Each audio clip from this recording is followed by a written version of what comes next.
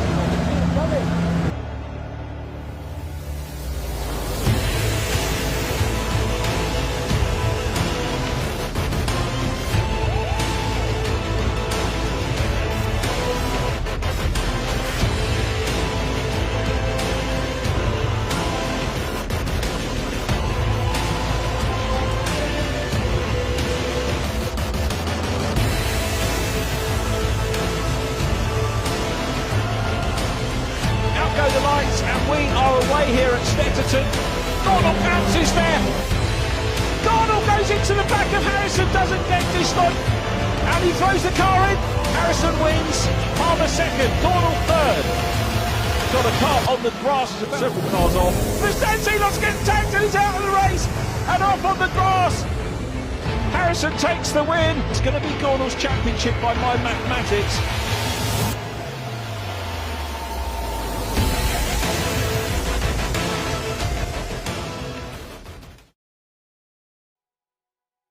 Morning everybody, and a very warm welcome to the official mini challenge eSeries with Virtual Reality Racing Club.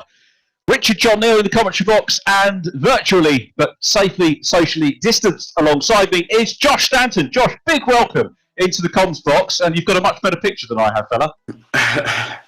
Thank you very much. I'm looking forward to watching some good racing. For the people watching, just a little bit of background for you. You're actually a mini challenge racer. Yes, I am. Yeah, did last season, my first season in racing, but yeah, brilliant fun, and looking forward to hopefully getting going later this year. We're looking forward to that as well. Can't wait to commentate on you for real, but great to be alongside you in the comms box and to start to build our relationship for the season, which is great news. Very much looking forward. This is one of my favourite circuits. People often, peddle out that question, what's your favourite track? And I really do love the Snetterton 300. It's a very, very complex track, 2.9 miles, just under the 3 miles, hence the 300 moniker that Dr. Jonathan Palmer and the team put on the place when they did it a few years ago now. I forget how long ago it was, but we've had several seasons of racing now from the, what I used to think was a pretty boring Snetterton 200 circuit. The 200's even improved because you've got the little chicane to get you onto the back straight now. But it's a superb venue and so many options to use here at Snetterton. With the two, you've got the 100 circuit you could use on the inside, which you could use for school days. And there are other plans afoot as well, which I'm not allowed to talk about. Otherwise, I'd probably have to be shot. Probably would be shot by Dr. Palmer. Here's the calendar. This is where we are. We're into the second half of the 2020 campaign. This is almost like Toka World for real, because we tend to come back from the summer break to Snetterton. We have done in previous years, and it tends to be the hottest day of the year when we do so as well. So just the 4 rounds left. We're up in Yorkshire next week. I won't try and do the accent, otherwise I'll get complaints, as often we do. Then Knockhill, definitely won't try a Scottish accent. And Brands Hatch, localish to me, so normal accent for that one on the Grand Prix configuration, 11th of July. And hopefully by then, lockdown will be a little bit easier. Here's the race day timetable for those of you joining us who perhaps haven't been with us before.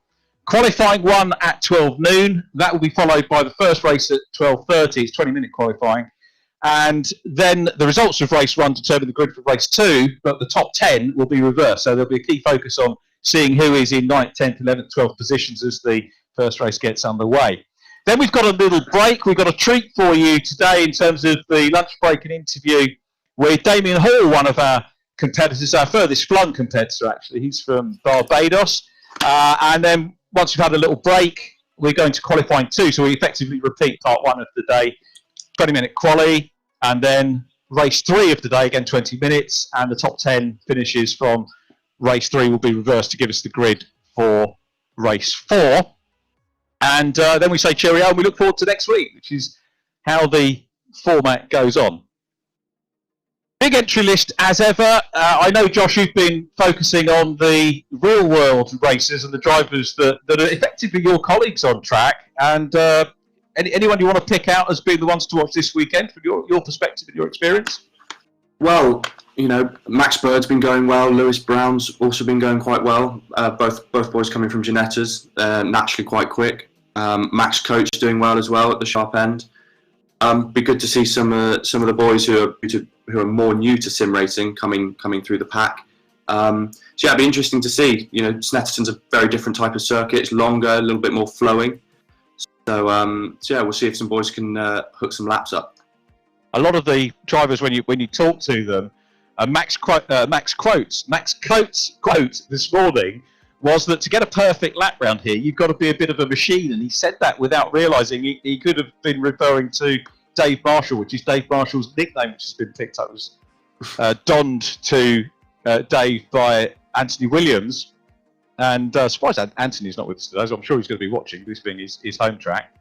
And Dave Marshall, top of the championship standings there. He is on the right-hand column of our entry for the sim racers, and this is a unique championship. We've got the very best drivers from Minis, JCWs, of course, the real-world racers, and then we've got some super quick sim racers as well, many of whom are keen to break into the world of real racing, and of course that's one of the prizes. I mentioned Max Coates. He has very kindly done a hot lap of the 300 circuit here at Snetterton for us. Let's take a look.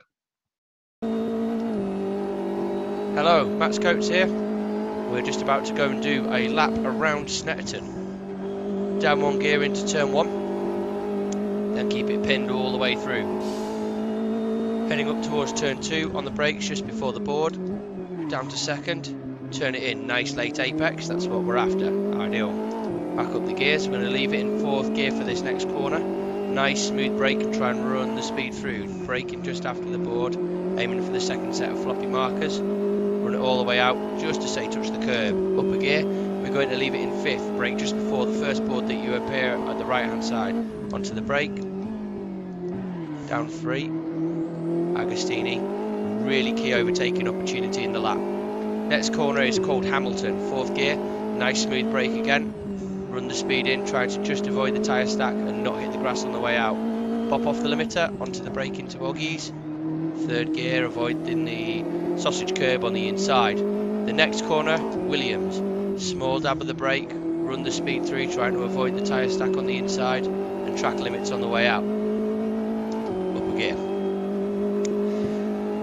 The next corner, Brundle and Nelson, taken as one, left and right under the bridge. We're going to brake at the first board and then bleed out the brake as we come through to try and maintain a bit of car speed. Back to a little bit of power, onto the brake again, down a gear, just avoid the sausage curb on the inside, let it run all the way out wide. The bomb hole, flat out in one of these cars on the game, that's it as we come through, and then into Coram and then Murray's to finish the lap. Run the speed in, a little lift, down to fourth gear, bring it back through, a little brake, important to get a nice exit to the last corner, get it all nice and smooth, and away we go.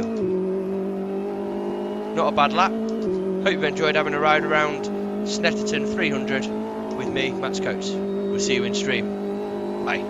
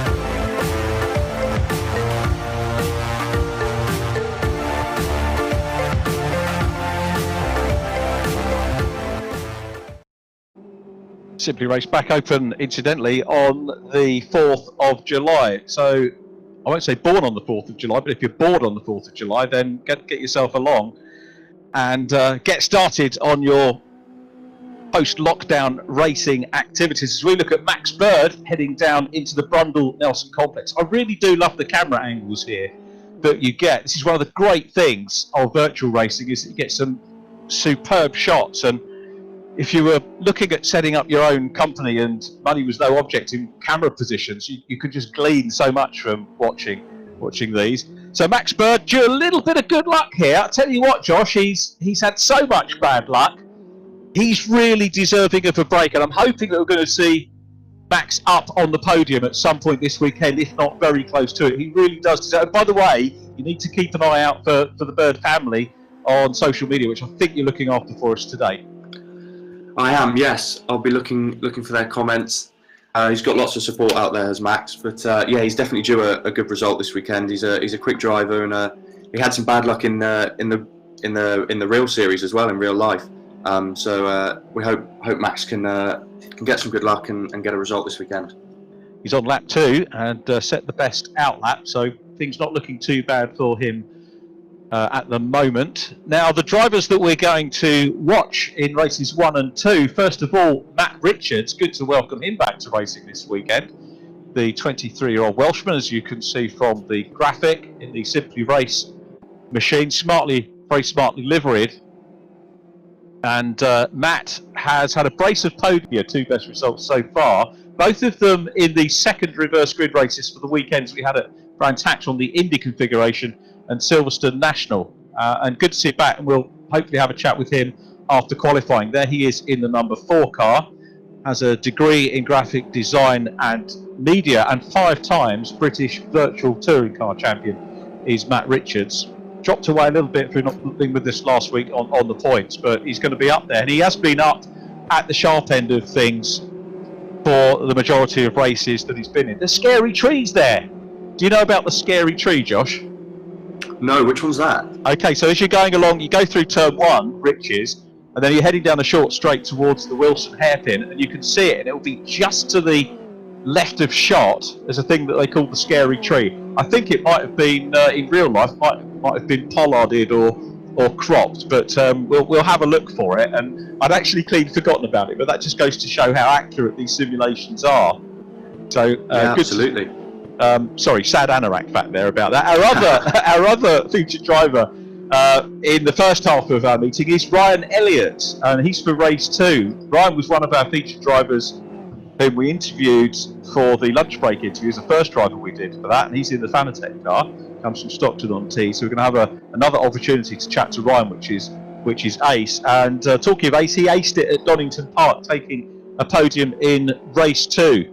And he has had a podium at every event so far. So really looking forward to Ryan, and I know that he is looking forward to the real racing coming back, because the Mini Cooper class will be, the Cooper Pros are going to be racing on the British Touring Car Championship programme, as far as we know, at Croft, which is his home circuit. So if he can get out in the real world, that would be, if you're interested in forming a relationship with a youngster looking to get onto the racing ladder, then Ryan Elliott, if you're based up around Croft, Ryan Elliott's the guy you need to talk to for the opportunity to get him to have his real racing debut at that meeting. And we'll have a chat with him about that a little bit later on. But I really hope that many of these sim races that we're watching will be able to use this platform as a stepping stone to get into real racing. That will be absolutely wonderful. Race 3, we're going to be having a look at Rob Butler, the 28-year-old from Cheshire, Irishman, and has done a lot of karting, as you can see from the career graphic. Multiple Irish karting champion, international driver of the year, World Series karting factory driver, Renault UK, Irish touring cars, and the Irish Seat Super Cup. Does a little bit of karting, and Rob has been very quick indeed over the course of the rounds. Best result, 2nd place, reverse grid race at Brands Hatch. But again, a driver who is on regular form, a top 10 driver. There he is there in the predominantly white with blue trimmed car. But very, very quick man is Rob Butler in the 74. Lives in Cheshire at the moment, and is driver coach to Ryan Dignan, who is again with us today, and who's benefited from Rob's expertise. Right, now I don't know whether Josh has got his timing sorted out, but I can tell you that machines, and it's Dave Marshall doing what he did in free practice this morning, and that is being the only driver with the 2-minute barrier here. 1:59.66 provisional pole time for Dave Marshall. And this is really a continuing story for Marshall, who has consistently had pole positions. Certainly did over the first 2 events, Donington Park double pole, Brands double pole. Silverstone National, though, we saw Jack MacIntyre, the silent assassin, come through, grab pole for the both of the events. And then Silverstone International, Dave Marshall responded to that, got pole for the first one, Jack MacIntyre pole in the second one. So very competitive between those two. And again, that's the scenario, Josh. The 2 sim lads, 1 and 2. Marshall from MacIntyre, top mini challenge racer and real world racer at the moment, is Callum Newsham. So he's 3rd, Tobin Lee in 4th, Alex Toth-Jones, as you can see, in 5th place. Any thoughts on our consistency from Marshall and MacIntyre? Well, it's just unbelievable. I think that, sim racing for sure teaches you to be so exact, because there's so many other factors at play. You've got to be so exact in what you're doing, more so in fact than real life, because everyone's cars are so identical. So I think that precision, especially around a long lap here, is really going to come into play. And I really feel for Callum. I really hope he gets a result this weekend, because he had a reverse grid pole, I remember, last season, and sadly his car broke down on the formation lap. So I'm really hoping that Callum can get a result here. He's got lots of people on Facebook, on YouTube, looking out for him. Dave Newsham is watching, touring car legend. So yeah, he's got lots of fans out there. So we hope Callum can get a good result. Yeah, fingers crossed for him. He's one of many drivers that deserves a little bit of better luck. There is the Northcott vending machine, as we call it. Just to run through the prizes, if you haven't joined us before, you're very welcome to join us for the first time. And I wanted to run through the prize fund that's available. It's worth in excess of £20,000. One of the biggest prizes. Now, for the top sim driver in the championship, he will win a mini challenge Cooper class race weekend with driver coaching. So we'll actually make the move into real world driving, which is a great prize. You'll get HTC Vive Cosmos Elite virtual reality headset. There are further prizes for podium finishers in terms of the overall or the sim class championship, for having tests again with coaching, and also a prize for driving the Silverstone race car experience. So a wealth of on-track prizes for the sim racers. Now, what about the guys that are already in real-world racing? What will they get? Well, the flip really is what they get, and they flip over into the virtual world. So the top prize is a virtual reality racing club Sim Race Pro simulator. And Josh, I think that's pretty much what you've got, isn't it? It is. Rich at Virtual Reality has sorted me out. Got a brilliant sim, brilliant setup. I couldn't recommend it more highly, to be honest. And it's got everything you need. There aren't many better spec sims out there, and the kind of the quality of service that Rich gives you. He's always on the phone, able to help you out with technical issues, anything like that. He's brilliant. So it's going to be a brilliant prize for whoever wins, and one way to sharpen their skills for the real series. Brilliant, absolutely superb, and a big thank you to those guys for their prize. Second place, a number of simulator sessions at Virtual Reality Racing Clubs, at 12 sessions. Third prize of 2 Goodyear tyres. Fourth prize, £200 OBP Motorsport voucher. And a big thank you to all of the companies and people that have put in so much into this to help out. Notably, of course, MSL Motorsport Consultancy, who we were absolutely delighted to have a strong feature on last time. You might remember we had last weekend we had Martin Jones joining us, telling us about what MSL Motorsport Consultancy do, and you'll see that branding on Alex Toth-Jones's car. Alex currently still in 5th place, but we get a change now for P2, because Rob Butler, one of our featured drivers, this is not in the script, there is no script, but if there was, how appropriate would that be? Because Rob Butler, one of our featured drivers, actually for race 3 he needs to get pole, isn't it, because he's featured driver in race 3.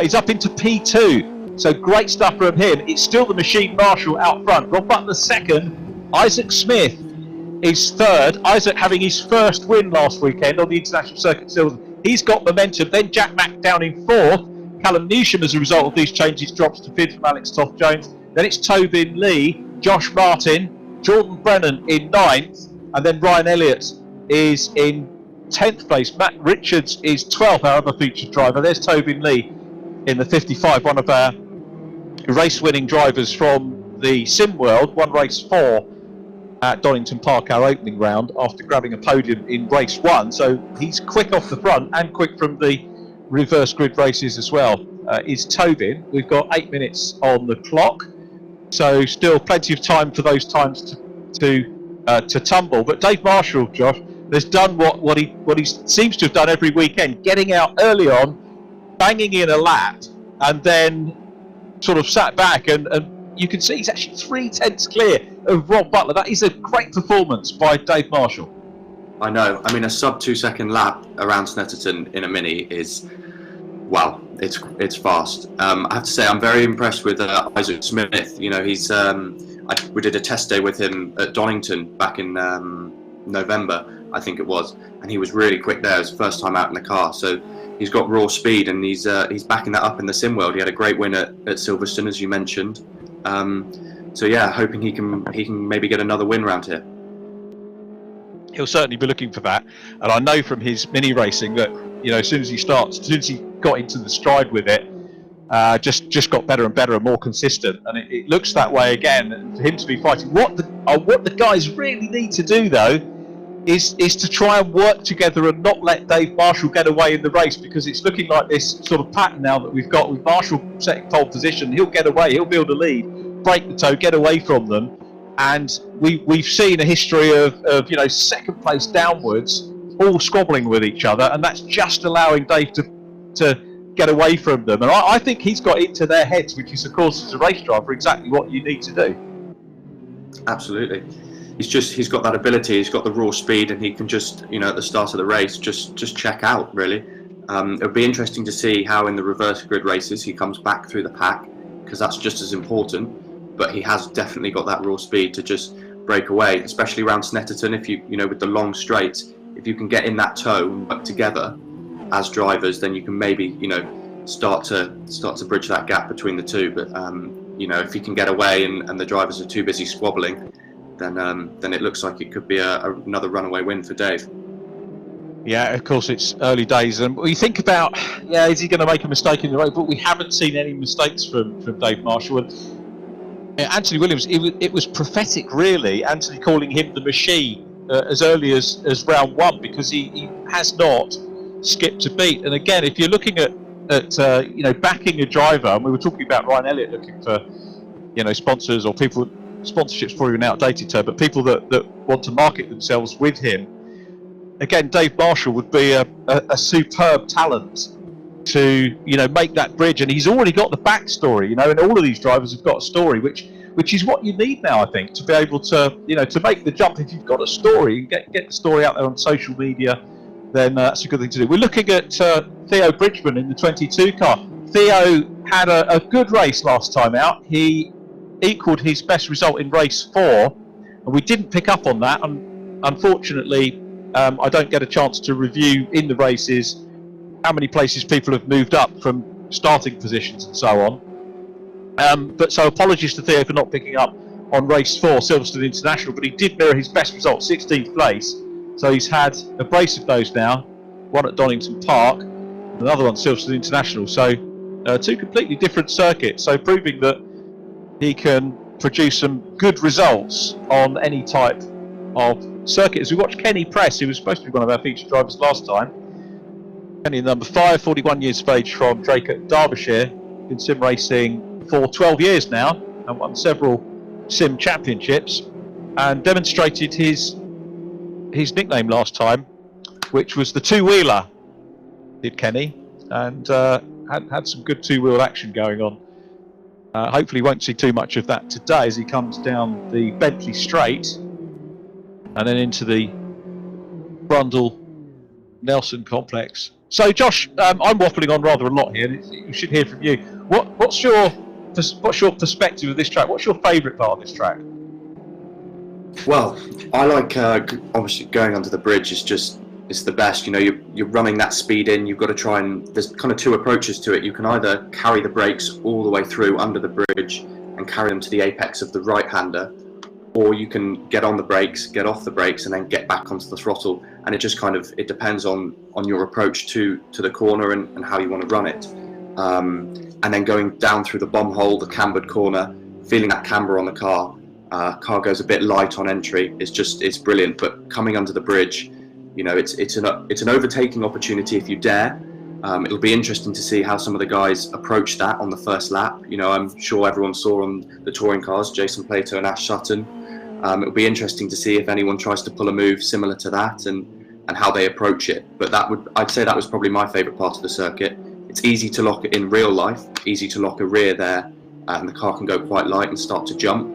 So it'll be interesting to see how some of the drivers perhaps have got their brake balance and the brake bias set up to deal with that. It's going to be fascinating to watch, isn't it? It's actually a super place to go, and if I'm at a track, and obviously if you're doing live commentary, if you're doing circuit commentary, you're commentating on qualifying as we're doing today, but when you're doing TV commentary, you don't get that coverage of qualifying. One of my favourite places to watch down there, because you really get a feel for how hard the drivers have to work going into that complex. And as you say, it's one of several overtaking opportunities that you get around here. While we were talking, we had a quick look at Damien Hall in 246, and we've got an interview with Damien coming up a little bit later on in the programme. At the moment, we're looking at Tom Williams, and one of our sim drivers has had a couple of top 10 finishes, and other than that has been just knocking on the door of top 10s. Comes from Gillingham in Kent, and has done a little bit of on-track work, should we say, in terms of Team Hard and Want to Race scholarships.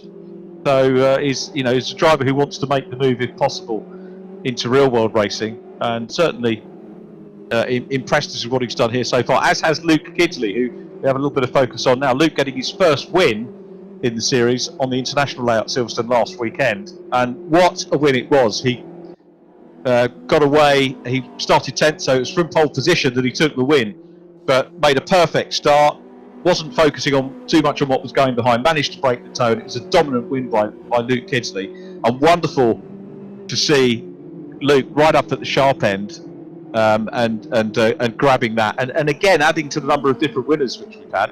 And that comes back to the point that you, Josh, were making, is that there's nowhere to hide here, is there? Because everybody's got equal machinery, pretty much. Absolutely, the grid is so competitive. I mean, look at Dave out front, but from kind of second all the way down to 11th, it's tenths in between. It's such a competitive grid, and it makes for some good racing. So I'm looking forward to seeing what the boys will put on. One of the areas where you can get maybe a little bit of help or advantage, if you want to call it that, is of course in the area of what equipment do you use. So we've got people will use different wheels or different pedal shifters or different rigs as well, or screens. So there are little subtle things there. But again, we've reviewed this over the last couple of rounds, and some people are using Thrustmaster, some people are using Fanatec, some people are using Logitech. It seems to be an even spread, and not really any big advantage to any one make as the clock ticks down. 7 seconds left. We've got Marshall and Butler on our provisional front row. Jordan Brennan's had a super run. Apologies, Jordan, for not mentioning that, but he's up into P3. Jack Mack is 4th. Then we've got Isaac Smith. So Isaac's still up there from Matt Richards. So Matt Richards rounds out the 3rd row. He's followed by Callum Newsham on row 4. Ryan Elliott next to him.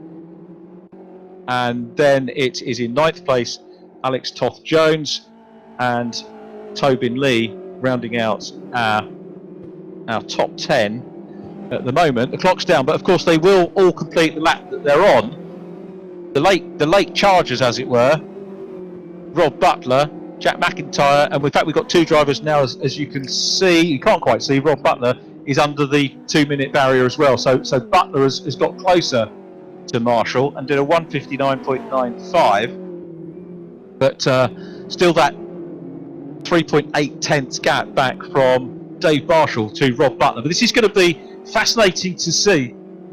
Fascinating to see Rob and how he does. There is Max Coates. Now Max down in 14th. He's got work to do.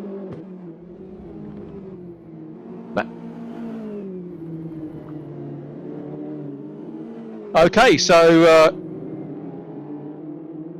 qualifying done. Let's go and chat to our pole position man. We're making a habit of this, Dave Marshall. We're making a habit of this, aren't we? Many congratulations on taking pole position. And it seemed like a strategy we've seen before from you to get out early, bang that lap in, and it was job done. Is that the case? Yeah, it's a really hard track to piece together with it being 2 minutes long. don't really believe there's probably a perfect lap in there really for a driver. But yeah, I was pretty happy with that lap, but I kept going out because I wasn't quite finding the few tenths that I knew I could do. But yeah, put it on the front row and hopefully get a clean start and get the win this round. It was ironic. We were talking to Max Coates before we went on air today, and he said, and he hadn't thought about this comment, but he said, you've got to be a machine to get a perfect lap round here. And then he suddenly realised that that's what we call you. It's not the worst nickname to have.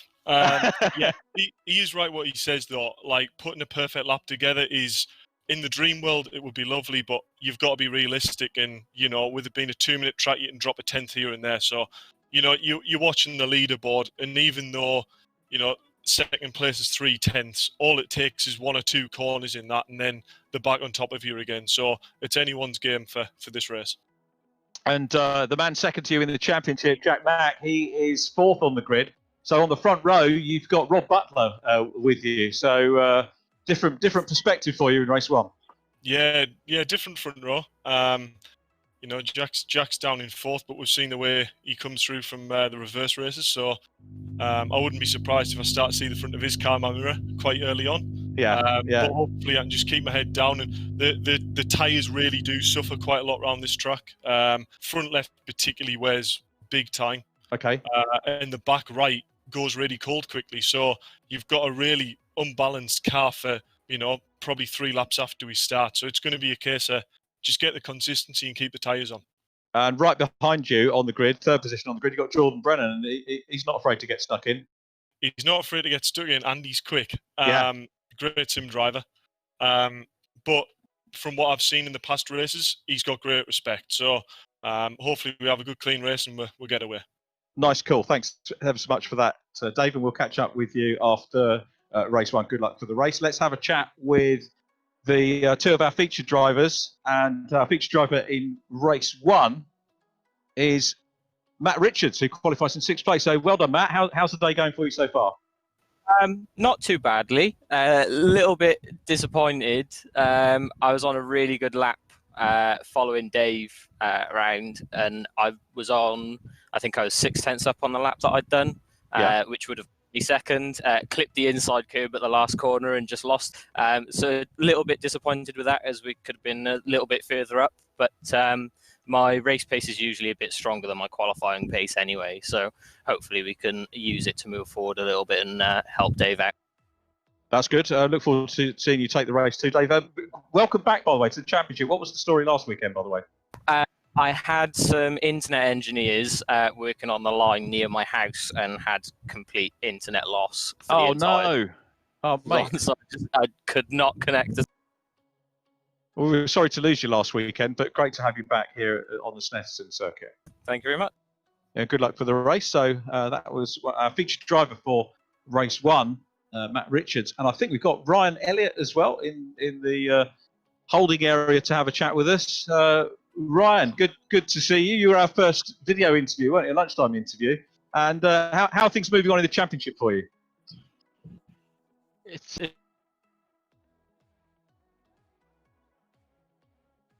Honestly, it's not my best track, not my favourite track, but I'm just happy to be in that top 10 again. Race 2s and 4s are my aim. If I keep myself in for a good reverse draw, I should be okay. Just got to keep getting them points, keep that 4th place, and hopefully catch Tobin. I mean, he's starting behind me, so I've got every chance to. Certainly wish you well with that. Yeah, it's very close championship-wise. I did give the shout-out. We were looking at you in qualifying, and I did the shout-out that I know you would dearly love to get on the real-world grid at Croft, and there is a Cooper Pro round, isn't there, at Croft? Yeah, that's the plan. We're looking to hopefully get on the grid at some point this year, get back on a track. Just trying to work out team budget at the minute, and I mean, if you want some idea of where I'll be at, we'll cross the next round even in the virtual series, so keep an eye out. Yeah. Okay, well, we'll keep the mentions up for you guys as well, because we want to see as many sim drivers making the move into real world racing as possible in this fantastic mini challenge. Ryan, we'll catch up with you a little bit later on. I'm sure we'll catch you on the podium if we can maintain your 100% record of podium finishes at each event. Good luck for the race.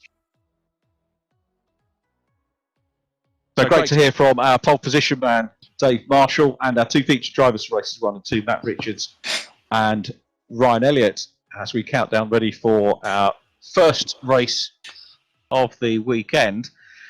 And it has got a slightly different complexion, as we've seen, apart from Mr. Marshall out front. He leads the championships on 727 points at the moment. Jack Mack second on 646. The top real-world driver is Josh Hislop. And Josh is on 562 points. Just having a look to see, is Josh with us today? I didn't see him on the timing screen, actually. So I think we possibly might not have him with us today, which is a shame. But it leaves third position in the championship up for grabs. And it was very tight between Josh and Tobin Lee. So Tobin Lee will be looking to go into third place in the championship. Ryan Elliott will be looking for that fourth, as you heard him say. And Max Coates will be keen to make a little bit of ground as well. Here are the results that we had from the Silverstone International Circuit last weekend. Jack MacIntrye was the man who set the pace in the second quali. Dave Marshall, though, got the better of him in that fastest off the front race, with Tobin Lee second, Jack Mack in third, and then Isaac Smith, a great win in the reverse grid race. Here's how the top 10 is how the top 10 stand, and we move down to 11th position, which is Matt Richards, again one of the lads we just heard from. Luke Kidsley in 12th, Max Bird 13th. And when you quote those names, it just goes to show how competitive this championship is. Not only between the sim drivers and the real world drivers, but within class as well. So many drivers capable of taking podium or even top 10s for those that are newer to the disciplines as well. So we're on the grid, and as you can see, Max Coates in the 71 car nearest our virtual camera, and next to him on the inside line is Damien Hall, who we'll be hearing a little bit more from during our lunch break, the racer from Barbados. It was a real pleasure to interview him in the week. Once we sorted out the time differences, found an agreeable time to do the virtual chat. But what a character. I really hope that he'll be able to come over and visit us in the UK at some point. If not as a racer, then maybe as a spectator. It'd be great to see him over here. And I'm looking forward to meeting all the UK drivers in the paddocks over the course of the upcoming real racing season, which gets underway the first weekend at the moment in August. I'm not sure whether we're going to be behind closed doors or not. If we are, then if you could get in with a team, please do so. Please do come and say hello. If not, then watch all the action with us on ITV4, which is certainly the plan at the moment. So there is Dave Marshall, who is on the outside run. He's in the blue and white 66, the white 74 of Rob Butler is there. Lights out. We are Mini Challenge UK eSeries racing here, and look at Marshall getting on the left-hand side, getting a very good run off of that outside pole. Rob Butler in second, Jack back up to third as they come into Riches for the first time, and this sweeping right-hand corner leads them on a short straight, heading down towards the scary tree, which you can now see there, which I was talking about earlier on, and through what was the Montreal hairpin, past the cross point where they go onto the 200 circuit here, but now coming into Palmer, the left-hander, named after the circuit owner himself, Jonathan Palmer. Marshall's had a super start here, and you can see a little bit of gradient here, which is where they run down, and there's a car across the track,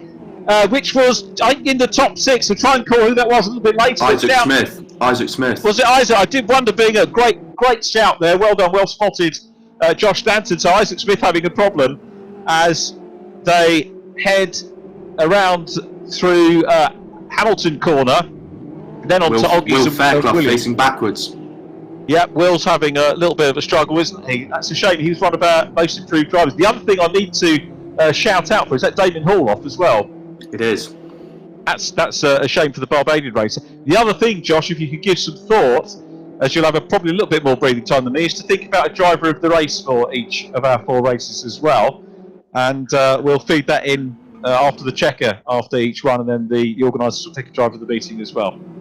So Dave Marshall is that leads them out of Nelson and has got the lead. It's a super start though. Ryan Elliott in P2, Callum Newsham is third, Alex Toth-Jones is fourth, and Rob Butler having disappeared away from the front. I'm wondering if Rob maybe had a jump start or was involved somewhere. One of the facilities we don't have at the moment is to have a replay and have a look at that back. But Marshall, look at the lead that Marshall's got as they cross the line.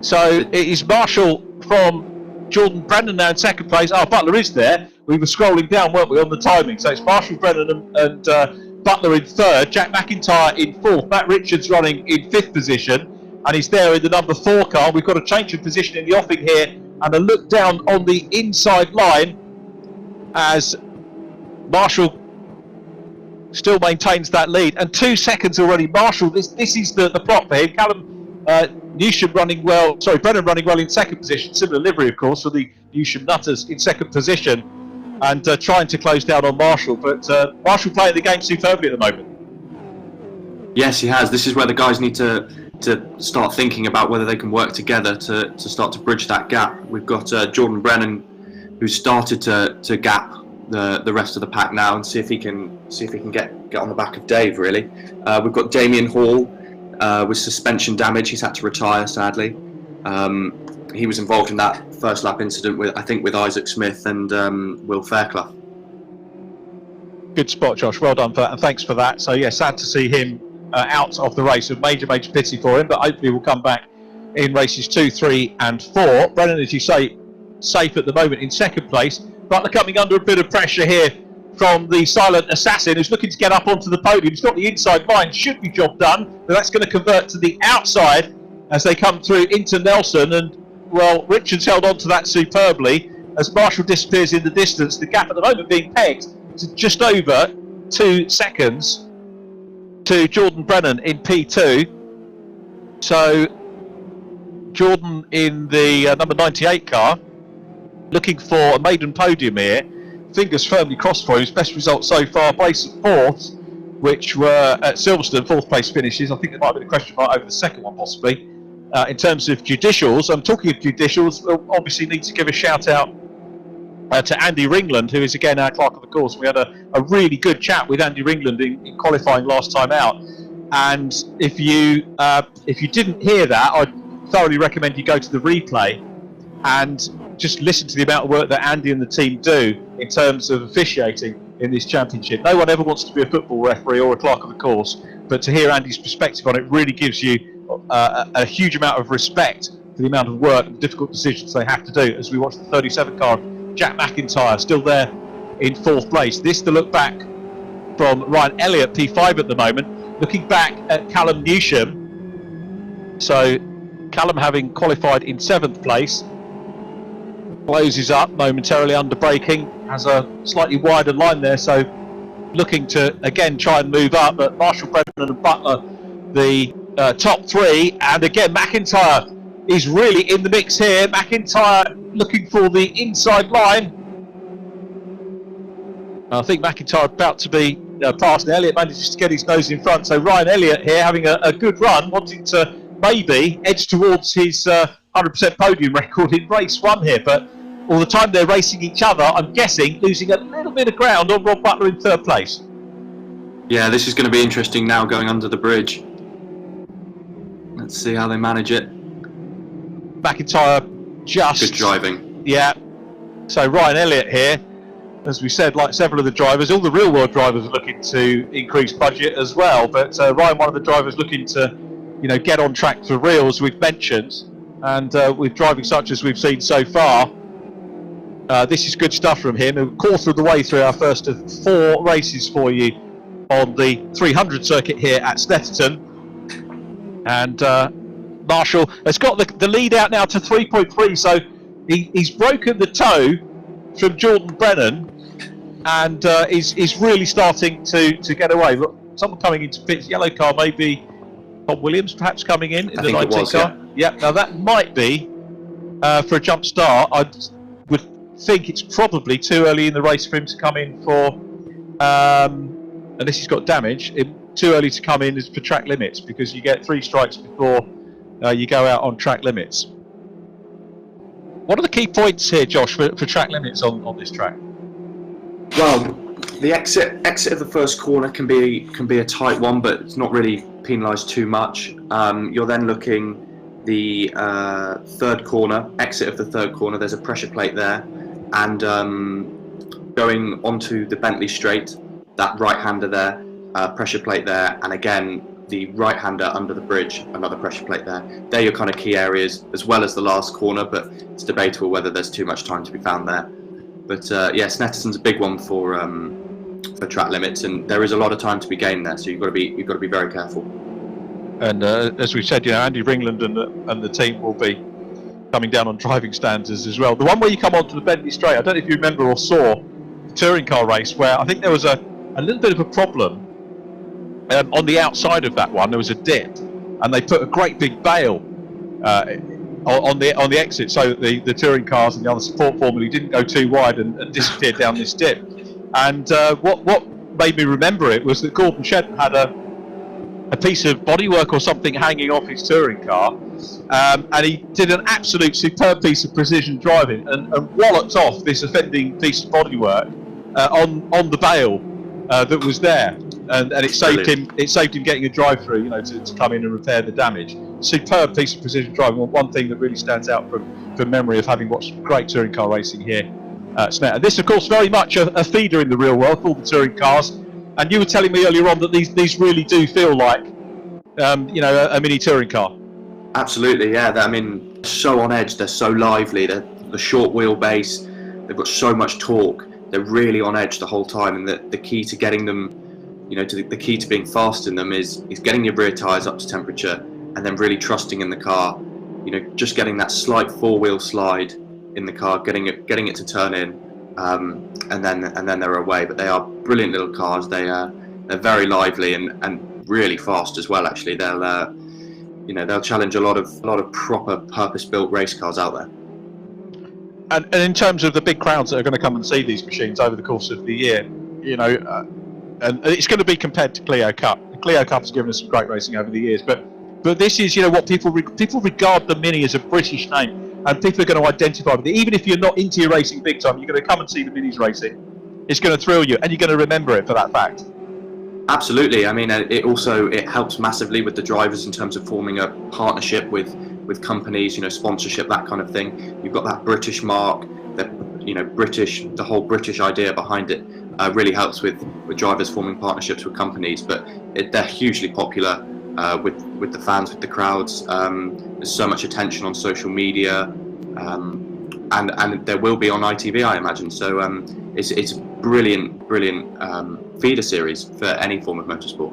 Yeah, I know all of my ITV colleagues just can't wait to see the Minis on the package. It's going to be some super racing going on, and we get the mix, of course. We get the JCWs at I think 5 of the rounds, and the Cooper class at the others. So we're going to get the best of both worlds. We're going to see how the ladder in the championship works as well, because Anthony and the team have got this ladder where you can come in, race in the Coopers, and then move through up towards the JCWs. And a lot of drivers stick with the Cooper Pros, of course, which you're perfectly entitled to do, and they enjoy that racing. But absolutely, such a super package overall, and a good race going on here. And I tell you what, Dave Marshall's got the fastest lap, so it's 6 points for pole position, and at the moment he's bagging the 6 points for fastest lap. Again, the only driver to do a sub 2 minute lap, 1:59.725 in race spec.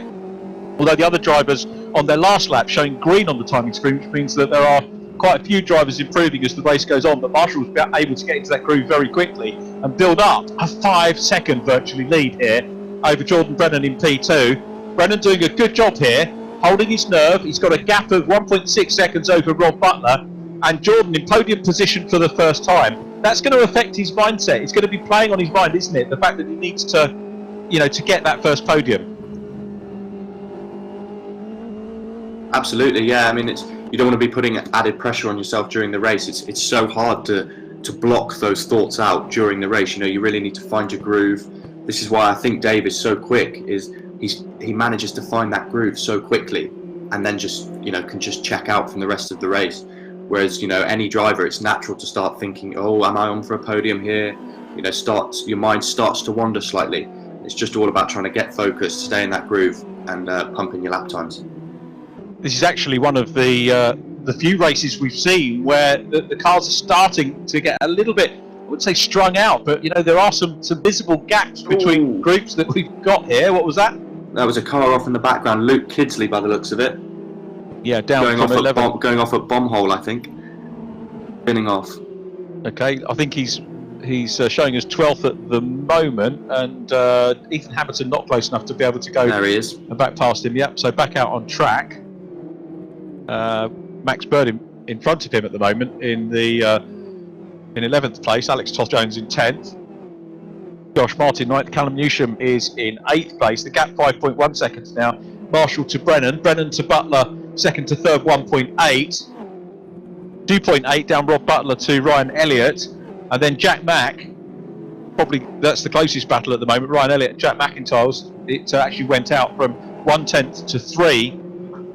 So some keen racing going on between those guys. Then we've got Tobin Lee, 0.4 of a second down on those. And just quick check on the fastest lap. Has anyone taken it away from Marshall? Unsurprisingly, no. So Dave Marshall, you heard him talking about the tyre wear in his interview after qualifying. He'll be mindful of that over the course of the race. They're looking for maximum points again. Now I'm wondering, I'll probably need to talk to the championship organisers about this. Whoever wins in terms of the sim class, which weekend, or whether it's up for negotiation as to which weekend they can have their debut, and whether it will be touring car weekend, in which case it does bring a major piece of sort of editorial story to a touring car weekend. So that's, absolutely. I think it's every racer's dream to be on the every British racer's dream to be on the touring car package. It doesn't get much bigger than that, really, does it? So no, for a sim racer to come in and be straight on the touring car package, that would be the dream prize, wouldn't it? Yeah, absolutely right. And we made a big thing of saying when we're in the real world, COVID free, the touring car weekends, the average crowd size of a weekend is the same as an average Premiership football match, and that's a good marketing statistic to put out. At the moment, of course, they're considerably more because Premiership games are 0 spectators. Absolutely. Things will get back to normal gradually, and there will be. Look at this, Ryan Elliott coming under big pressure here. Jack MacIntyre, the silent assassin, having a look for fourth position. He will see, or will have in his mind, championship points slipping away from him, courtesy of Dave Marshall, the championship leader's race lead here and fastest lap. He'll see that on the screen as well.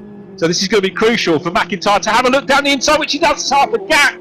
But Ryan Elliott, and again, I make no apology for repeating this, Ryan Elliott is one of the best defenders in the book here that I've seen racing sim-wise. And now you can see that Tobin Lee's got his nose down the inside lines. The outside as they run down towards the left-hander at Palmer.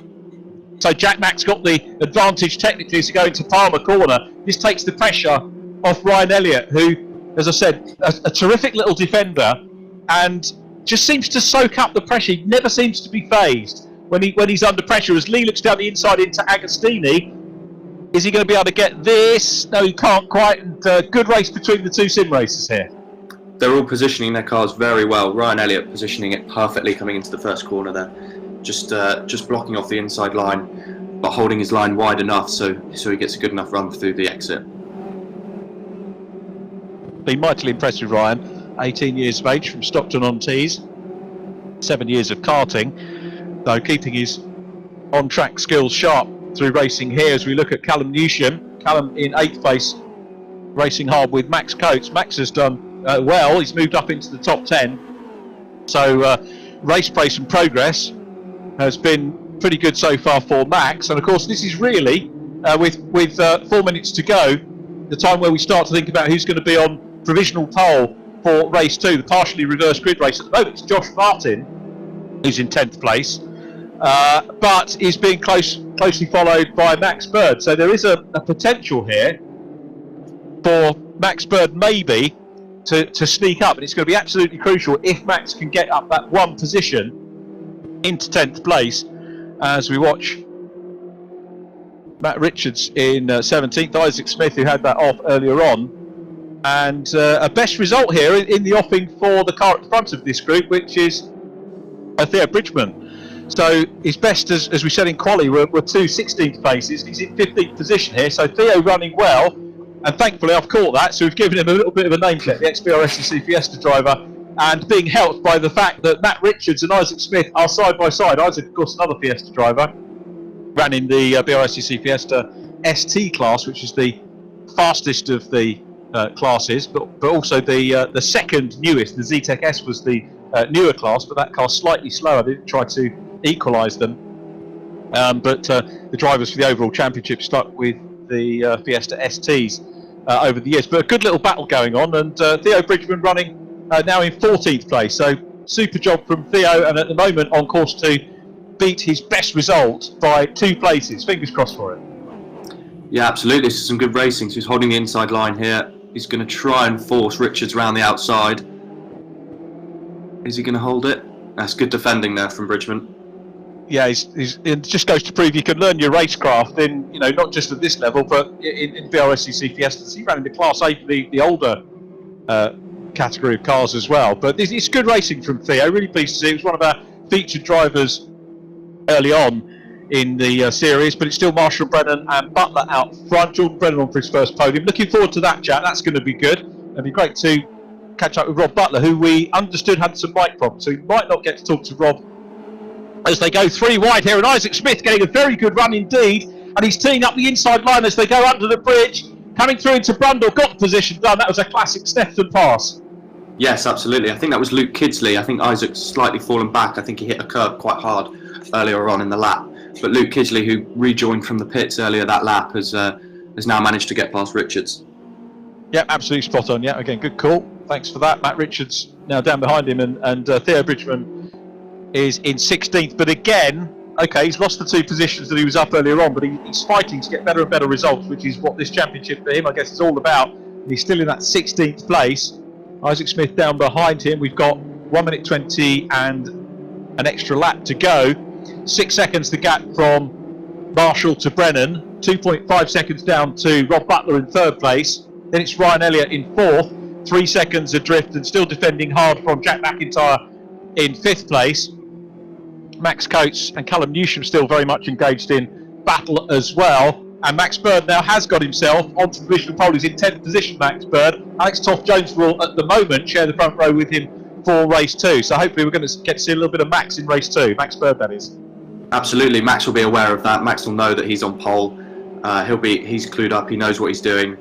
He'll be looking forward to starting on pole, and hopefully he'll be able to show some of his speed around here and get a good result. Jack MacIntyre still working hard with this group. Alex Toth-Jones. It'd be nice to see the MSL car up on the front row for that race as well, with Callum Newsham at the moment slated for the inside of row 2, or the outside here of row 2. And then Max Coates will be in 4th position on the grid as Elliott again comes under pressure here from Jack MacIntyre, working hard as they go through, and I think he might have done enough to do it this time. He read that perfectly. Good stuff from MacIntyre. The silent assassin goes through. Lovely piece of overtaking there. Great piece of racing between both drivers. Yeah, brilliant move. Great respect shown by both drivers, which is really important, especially in a sim series. It's very easily, when you haven't got the aspect of money and all that kind of real world things to think about. That shows really good driving talent and awareness to have that respect for each other. Yeah, and those drivers wouldn't have gone for contact or anything reckless, but if they had done, it would have been stamped on by the clerk of the course and the organisers. They've been very, very firm from the word go that this is being run as a professional championship, and anything reckless is just not going to be tolerated. And I think the driving standards have been absolutely superb that we've seen. Coates having a look and getting involved now in this 3-way die, so they've all caught up, haven't they? They're on the final lap. Dave Marshall is there. Max on the outside, bumps over the grass there a little bit. Does Max Coates, who's up into 6th position now, and he's realised that he's not going to be in with a shout of pole here, so he's looking to try and get up as far up the order as he can. And MacIntyre in 4th. Ryan Elliott is his next target, so Coates and Ryan will engage in battle on this last lap. Plenty of time for them to sort each other out. Still fastest lap, unsurprisingly, with Dave Marshall. 2nd position is still Jordan Brennan, and then Jack MacIntyre in 4th. Coates and Elliott still battling away. There is Max in the 71 car, really piling the pressure on, and there is, of course, always the opportunity here to make the pass on the exit of Murray's, the last corner, as we ride on board with Alex Toth-Jones in 9th position, looking ahead to Tovin Lee. Callum Newsham up ahead of them. Max Bird will be behind this car in 10th position, and is at the moment pretty safe in 10th, because Josh Martin, who was in 10th earlier on, is 8 seconds adrift of these guys as they come down the straight for the last time. Yeah, absolutely. Max has got that pretty safe and in the bag, so he'll be now thinking, you know, about his attitude and how he's gonna attack the next race from pole, thinking about how he can get away in the first couple of laps and then try and extend that lead.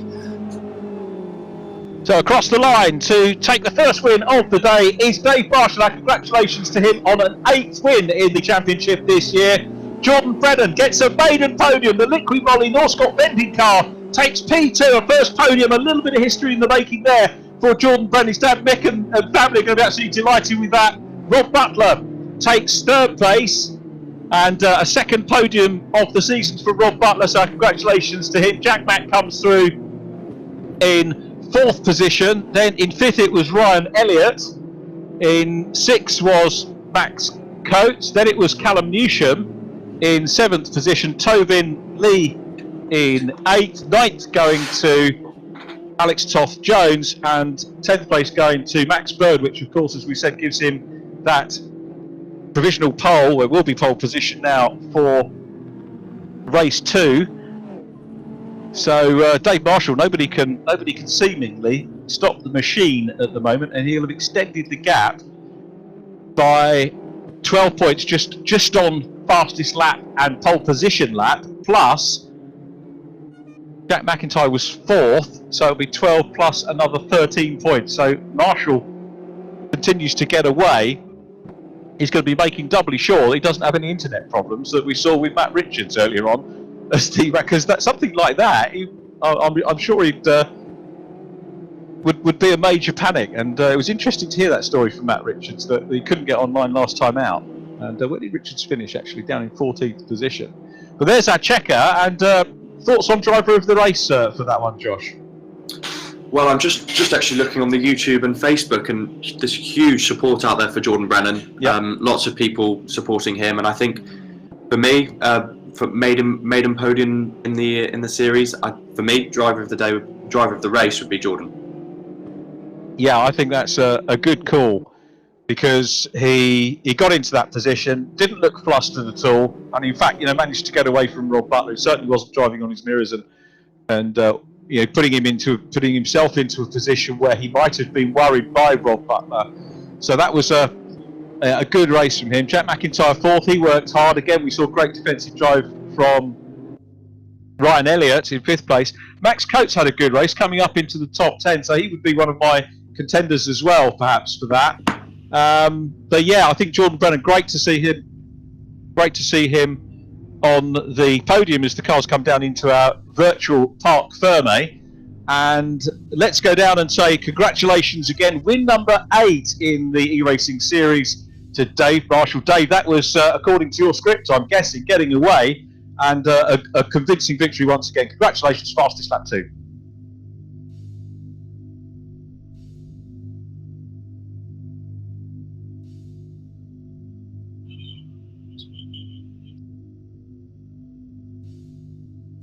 But luckily he spotted that, and he was early on the brakes too, and after that it was sort of just get a head down and try and keep pulling the gap, and fairly happy to post a 59 under full race fuel as well, so hopefully I can take that into the next race and try and get fastest lap again.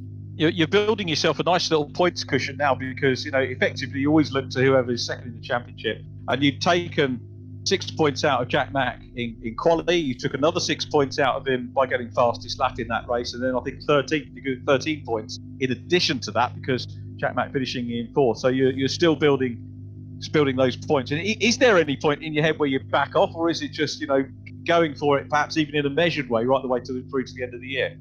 No, if in doubt, flat out. No, the thing is, Jack's always been aware of this championship, but I was in the team with him in the past, and he's always gone well at Silverstone. There's something about that track. He's rapid. I'm not saying he isn't rapid at other tracks, but that track stands out as like he is at the front all the time. So I knew if I can just keep my head down and get through Silverstone, we'll see what happens in the second half of the season. So we're back on a technical track, and back like Donington, managing to get the few tenths over the grid. So hopefully it continues. Nice one. Well done on the win. 8th win of the year for Dave Marshall. We'll catch up with you a little bit later on in the programme. As well, we'll dedicate that win to Mike Yao, who's streamed this. I know it's his birthday today, so happy birthday, Mike. Yeah, happy birthday. I didn't know that. Oh, happy birthday. Thanks, mate. Nice to touch. Lovely. Cheers. Thank you, Dave Marshall. And coming up, the stories are still flowing here. Maybe Dave Marshall at the top of the stack, but the stories are still flowing because we've got a maiden podium finisher, the number 98 car. Welcome to the podium, Jordan Brennan. Well done. Thank you. Yeah, it was a fairly easy race. That just tried to keep it consistent. I didn't really expect to stay ahead of everyone. I was expecting to be caught, but I was happy to be on the podium for once. It's great, and it's how much pressure is it off of you, to get that first podium? Because previous best, obviously, you've had the Brace's 4th position finishes, so we knew the pace was there, right from the word go at the start of this series. But now you're there, you're just going to keep adding to them, I guess. It's a lot of pressure off. I've been getting a lot of people at work wanting me to get one, so just finally got one, and the pace has been there, but I've been struggling to keep near the front, just like with contact and consistency, really. Well, fantastic to see the Liquid Moly car on the podium for the first time. And any thoughts of race 2? You're a guy who I said on the build up to the race that you're a hard charger. So what would be your target for how many places you could make up from the partially reversed grid? I'd like to be on podium again, but I'll see. I'll try and make as many places as I can, try and keep consistent and avoid contact. Nice one. Well, congratulations on that maiden podium. Great race, mate. And we'll see you for race 2. Jordan Brennan there, 2nd position. Now, we were being told that there were some mic issues with Rob Butler, but we'll see whether Rob's got them sorted out. Rob, 3rd place. Welcome to the podium. How was your race? Yeah, it was good. I made a mistake at the start, John, and made another error halfway through the first lap, which let Jordan through. But the speed has been good all week, and a massive thanks to Rich at VRCC for helping me out, getting my new Fanatec wheel working properly and getting a good feel for it. So I'm happy with the podium, and hopefully next time we'll get back close to the podium in race 2 and do the same again in qualifying 2. Nice one. I mean, going back to the equipment, I've got listed down here that you had, was it a Logitech before? What are the differences between what you had and what you've got, both in terms of maybe performance or ease of use, something like that? Yeah, it's more the consistency. You're getting the same feel all the time. Obviously, you've got more torque in the direct drive wheel, and I've got Houston valve pedals, the ultimate pedals. They've made a big difference, especially with trail braking and stuff. So if I can just stop making the mistakes in the race now, and we should be okay. But there's no catching the machine. He's just super fast, so fast. Yeah, he's certainly there, isn't he? But he's there to be caught, and I'm sure everyone will he take is, him and not only that, he races like a champion as well. So hopefully we can have a good run with him in the next race. And Jordan also, he drove fantastic, and I tried to catch him and I started making mistakes, so I just had to try and be consistent. So congratulations to both the guys. Nice one, Rob. Congratulations. Great to see you back on the podium after your 2nd place finishing race 2 at Brands Hatch. So your first podium of fastest off the front. So a nice little milestone ticked off the championship. So well done, and we'll see you for race 2. Thanks, John. So your top 3 there, Dave Marshall, who took the race win and fastest lap. Jordan Brennan, maiden podium for him. Didn't sound that excited about it, did Jordan? Dad Mick will be giving me a little bit of a talking to about that. One of the things we cover on media training is having your thoughts on the slowing down lap ready for the podium. But I think Jordan knew that he was capable of getting a podium, and we knew that too. But it might take a little while to sink in, I guess, as well, which could be the case. And then we heard from Rob Butler, who was in 3rd place, Jack Mack 4th, Ryan Elliott in 5th position ahead of Max Coates, and Callum Newsham, as we look forward to our 2nd race of the day, the partially reversed grid race. And start time for race 2 is imminent, as you can see from the cars on the grid.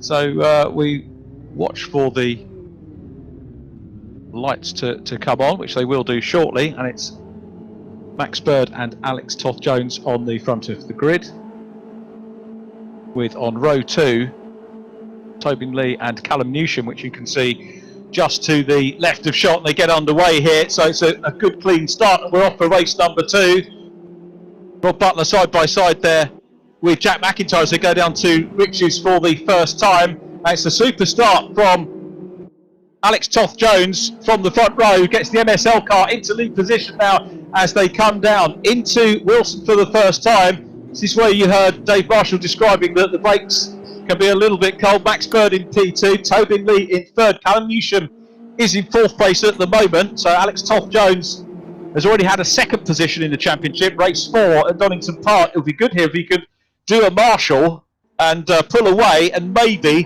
grab this reverse grid race win. But of course, it's always pretty frenetic as they come down into Agostini for the first time. And I'll tell you what, there's still a lot of side-by-side action there. It's very, very crowded indeed, Josh Stanton. It is. It's looking like some good racing. We've got a couple of spinners out of the back, but front pack seem to be pretty much in order. It's going to be someone being pushed off onto the grass there, but it'll be interesting now coming onto the bridge. Yeah, was it? I think so. It'll be interesting now coming onto the bridge. See who's gonna go for a move. But let's see if Max can now sit in the slipstream and pull his way back up. Yeah, that'd be good to see. Tobin Lee, keep your eyes on Tobin. He's sort of describing his reverse grid form as maybe a little bit better than the fastest off the front races, and that's proving to be the case now. He's there in 2nd place as they go through Brundle and head down towards Brundle, and Alex Toth-Jones is off and out of it. The leader's gone. Tobin Lee is now in front. Now, is Alex's car damaged? Did you see what happened to that? Was he just lose it coming out of Nelson? I think he just lost it coming out of Nelson there, but it's very easy to lock the rears there and hit a curb, and it can just send the car out very wide. So perhaps that's what happened there, but I'd be surprised if he got away with that with no damage. Oh, disappointing. Maybe the curse of the commentator on him again, Alex, so apologies if that was the case. Here they come though, out of Murray's down the centre straight, and Tobin Lee has got a Marshall-esque 3.2 second lead at the moment over Ryan Elliott. Elliott's come through well. Ryan was 1st, 2nd, 3rd, 4th, 5th in race number 1, and he's up into P2 here, so looking pretty good, with Dave Marshall up into 3rd place. So Dave Marshall, there is the battle for 2nd place. Dave Marshall here looking absolutely superb. He is now looking for a 2nd reverse grid podium of the season, and he's on course for that with Ryan Elliott in front. Now this is going to be a fascinating battle. We've got Jordan Brennan right behind. Jordan will be buoyed by a little bit of confidence from his maiden podium in race number 1, and goes down the inside of the championship leader. Brennan's going through, and he's got 2nd position, passes the championship leader.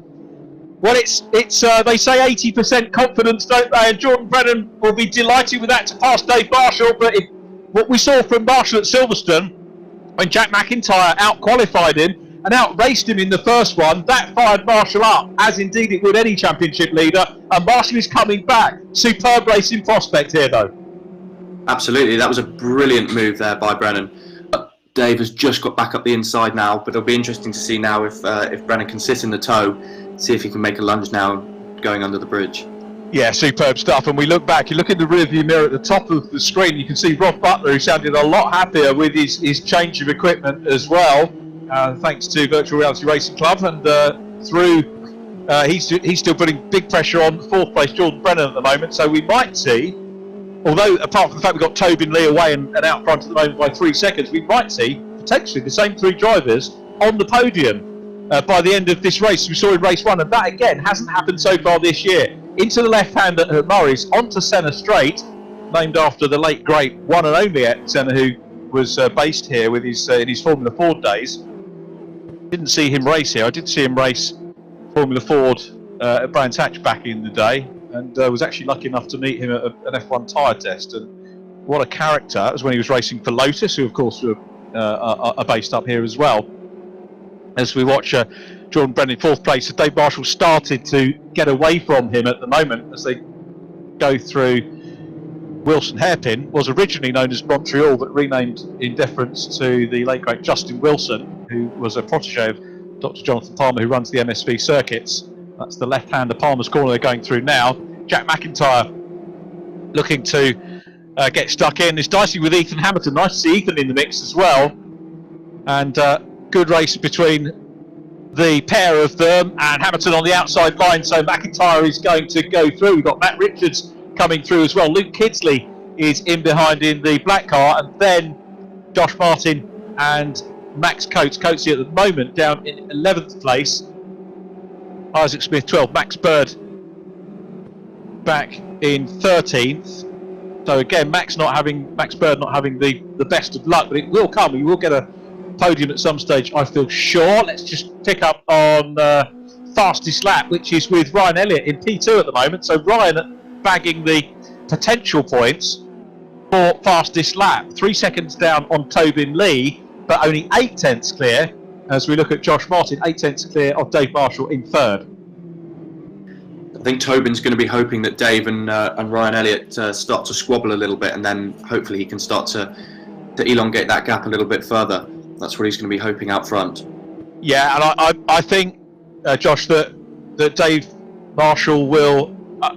He said that, you know, if in doubt, flat out, and that is a good mantra for him. But ultimately, he wants to get race finishes, because if he gets involved in damage, it could potentially wipe out 56 points of his championship lead. And whilst at the moment he can afford that, he's far too much of a professional in terms of mindset to allow that to happen in my opinion. So I think he will not content himself with second or third, but if it comes down to it, a little bit of an issue there with Hammerton and Richards going a little bit side by side and off onto the grass, so a little bit of a sort out. I think it's damage on Ethan Hammerton's car, and it looks like he is, I thought he was maybe going into retirement, but still continuing, but having lost a couple of places, Ethan Hammerton now down in 15th place.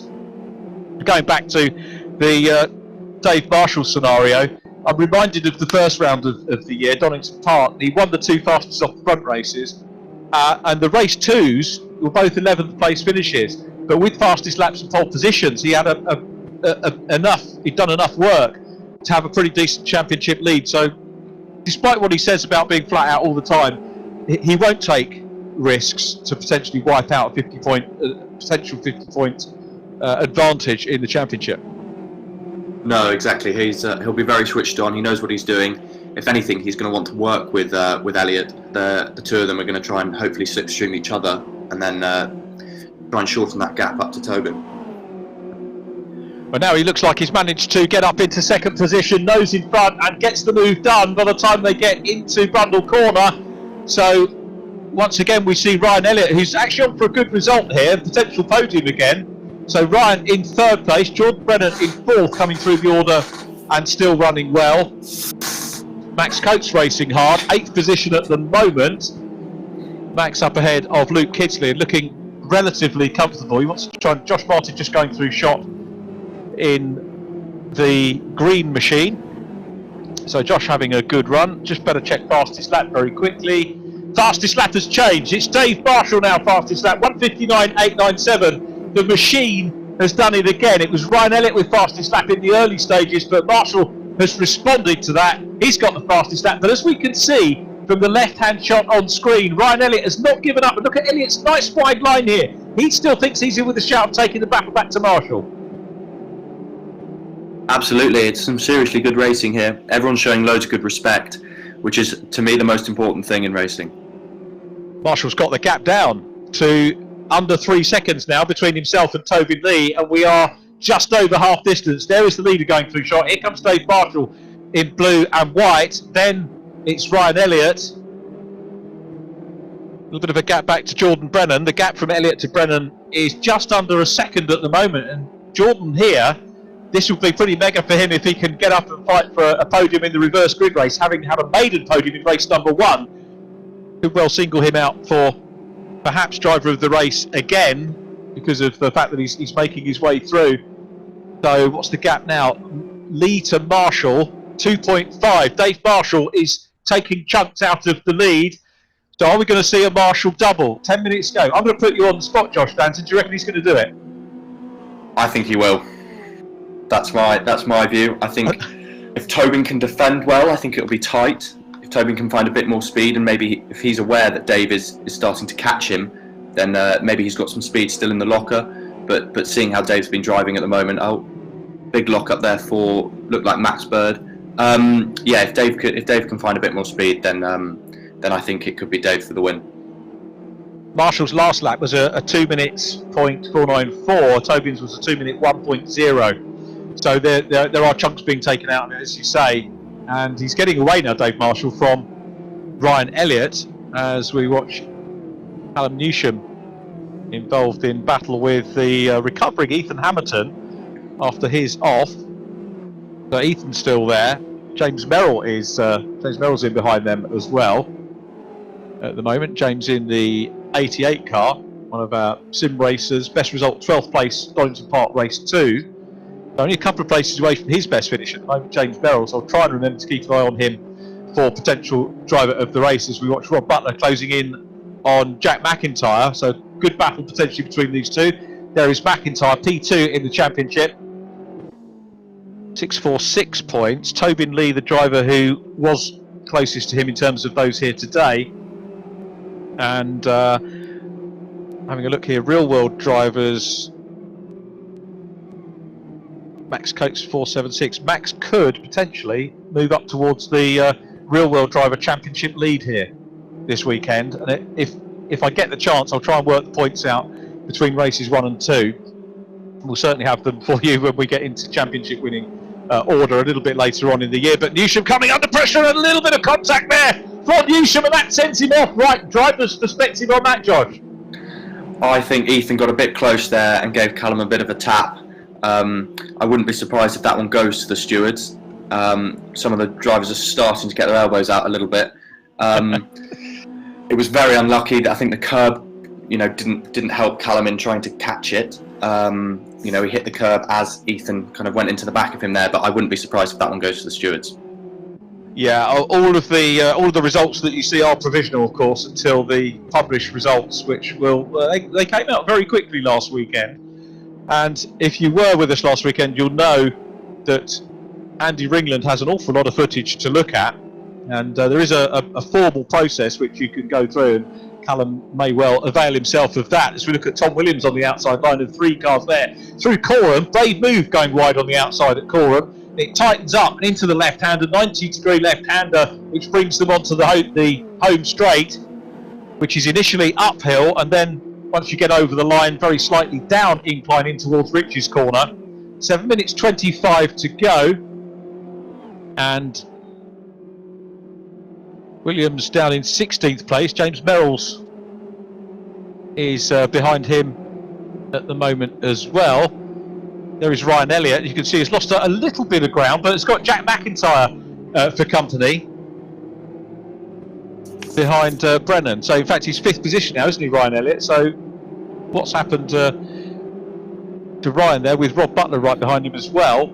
So it doesn't look like we're going to get that 100% podium record maintained in this race at the moment for Ryan. So he'll be a little bit disappointed to be down in 5th place. Jack Mack ahead of him, and Jordan Brennan is now in that podium position, 4 seconds down on Dave Marshall, who's got the gap down to Tobin Lee to 7 tenths per second, as George Stanton predicted, and with 6 minutes to go. Yeah, I think it's going to be could be a Dave Marshall win here, but it'll be interesting to see how Tobin can defend. I haven't seen much of Tobin's defensive driving, but it'll be interesting to see if he can place the car in the right place and at least maybe hold up Dave for a little bit, see if Brennan can get a little bit closer. See, there's still a long way to go. Yeah, Dave Marshall then 7 tenths down at the moment on Tobin Lee. There is Ryan Elliott. Rob Butler still trying to close him down. All of them in the top 10, race number 1. Max Coates is in 7th position in car with Dave Marshall. Championship leader, second position, past the pit entrance, down the straight. The gap now from 7 tenths as they cross the line. He's down to 4 tenths of a second. So it's Tobin Lee out front. And let's hopefully stay with Dave Marshall as he tries to close in on Tobin Lee into Riches. Runs a little bit wide. I'll tell you what, rather than me, let's have Josh Stanton talking us through driver's lap here. Go on, Josh. Okay, so he's going to try. Well, let's see what Tobin does here. See, he's going to be wanting onto the back bumper now. Dave's going to be thinking, right, can I get into the hairpin now? He's going to try and get a good exit through here, through Palmer's. And now let's see. Does he get a good enough exit? If not, he's then going to be thinking ahead. He's going to be thinking, right, where's my next overtaking opportunity? Is it going to be going down under the bridge? Is it going to be through Coram, last corner? All about good exits with overtaking. You've got to set yourself up for the next corner. So I think he'll now be thinking, right, I want a good exit onto the Bentley straight, and then let's go from there. It's good stuff, isn't it, for Marshall? It's 3 tenths now, and it really is, without a doubt, a battle for the lead, isn't it? And this is what you were talking about. How well is he going to exit Williams' corner onto the Bentley straight? What sort of run can he get? He'll pick up the toe, and he'll start to maybe close in. Watch the gap on the timing screen left of shot.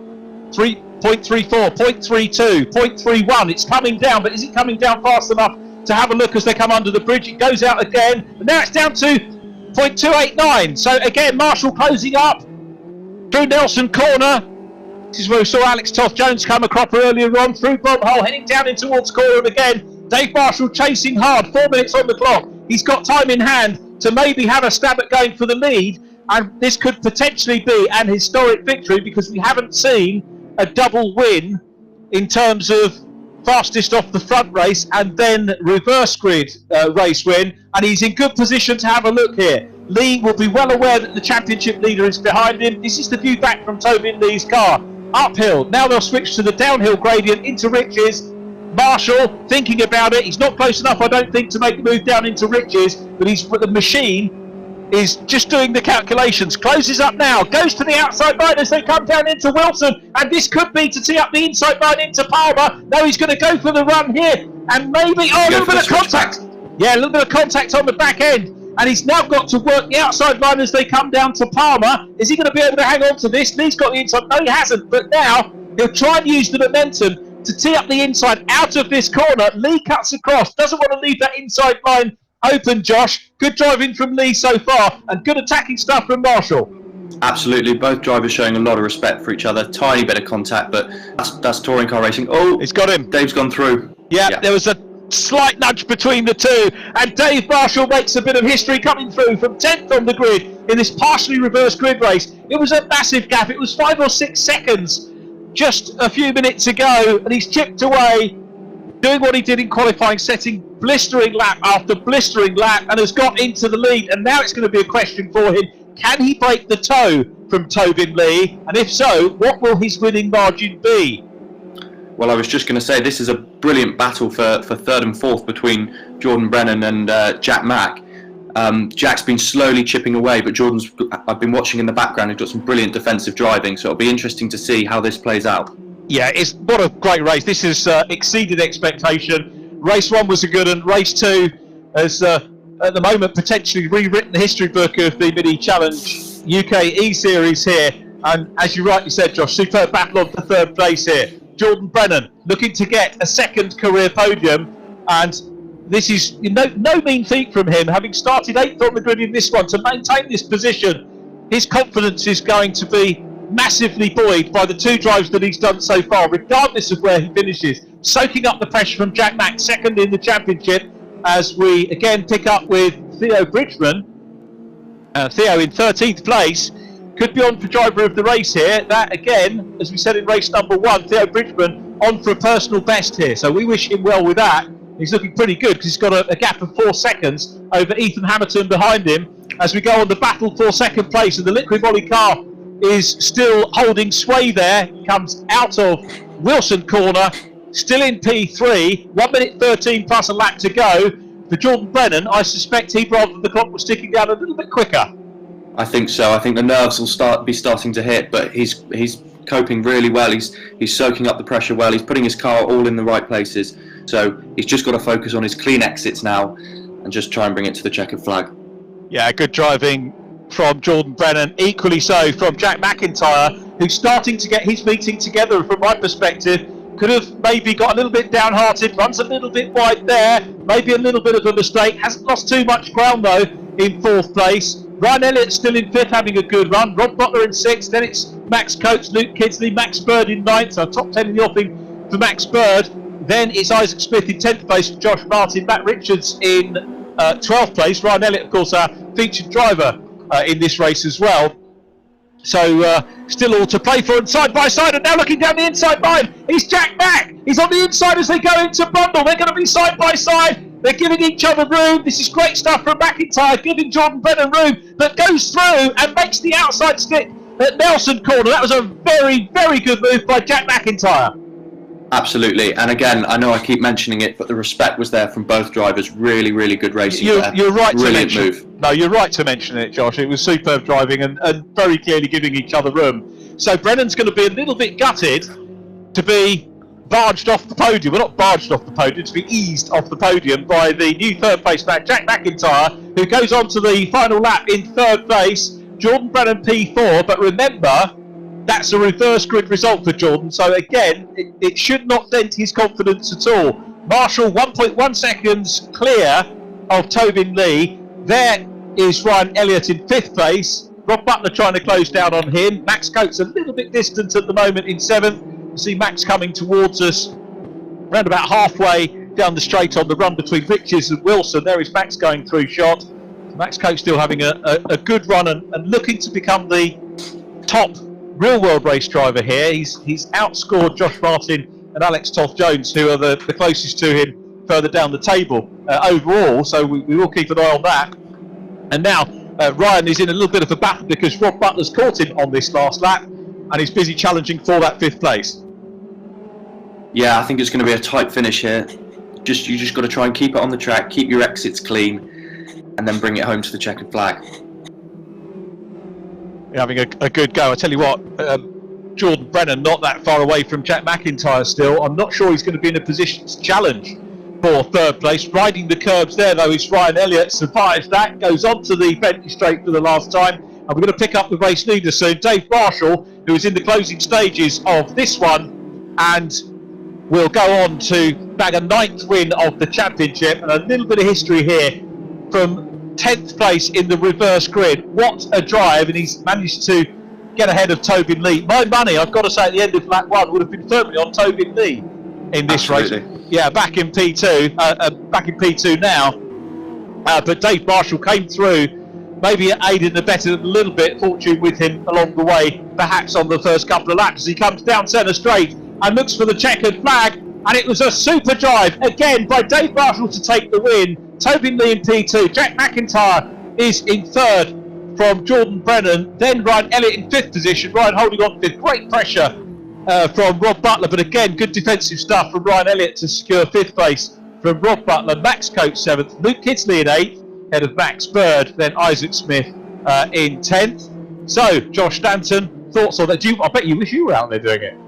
I do a bit, I have to say. I'm missing being in all the action, but no, it's good to watch what everyone's up to, and if anything, just see how everyone's driving and learn, if anything. So yeah, but some seriously good drives out there. Dave Marshall 10th to 1st. I mean, that's an exceptional drive, but there were some brilliant drives from everyone else. I think Jordan Brennan should be really proud of another really good finish. Few drivers that got quite unlucky with incidents. Callum Newsham was unlucky. Not sure what happened with Alex Toth-Jones at the beginning. I think Max Bird might have been involved in a couple of little incidents as well. So a few unlucky drivers there, but on the whole, a very good race. I agree with that. My thoughts for driver of the race there, I was trying to keep my eyes on who was getting it. I might have missed somebody who got a best result, but Theo Bridgeman got 13th, so improves on his previous best by 3 positions. He's my nomination. How about yourself? Again, Theo did brilliantly. For me, I think Jack Mack, actually. I think he drove really well, closed up on the gap very well, was really respectful in his racing, waited for his opportunity. I think he had a really good race. Yeah, I'd agree with that. We'll have a little bit of debate over lunchtime on who it was, but yeah, some really good performances in that race as the cars do what they do in real world. A lot of other sim races will just flick off, but again, to mirror the real world, we have a slowing down lap, which gives the drivers a chance to think about what they're going to say on the podium, and it gives us a chance to do as we've just done and have a little recount of what happened in the race. And what a great shot! Dave Marshall bringing his car into our sort of virtual type Ferme for another interview, and yeah, history made. So many good drives in that one. And yeah, the stats will need to be rewritten after that. So Dave comes to a halt, and hopefully we'll be in a position to chat to us. Many congratulations, Dave. I didn't think it was going to be done, but a win from the reverse grid, a double win. Many congratulations. Oh, that was head down, wasn't it? That was head down. Yeah, I don't know really what happened first lap, if I'm honest with you. Got a really good exit out of first corner. Saw an opportunity to go down the left-hand side of the pack. They were all starting to bunch up, and to prime position once a car's boxed in there to try and get at least one position because they're not on the brakes and what have you. And yeah, came out of there. I think again 2 positions on the hairpin, and then came under the bridge, and there was cars everywhere, and managed to somehow get round the outside, and I was on the grass a bit. But yeah, wow, what a race! When you listen to this back, Josh Stanton got it right, who I'm co-commentating with today. And I was sort of saying, yeah, your quote on race 1 was to say, if in doubt, flat out. And I said, yeah, but Dave won't want to potentially lose out on 50 points, which is what could disappear if things go wrong. So I was sort of erring on the side of caution for you. And then Josh Stanton said, no, I think he's going to win this. And Josh was absolutely spot on.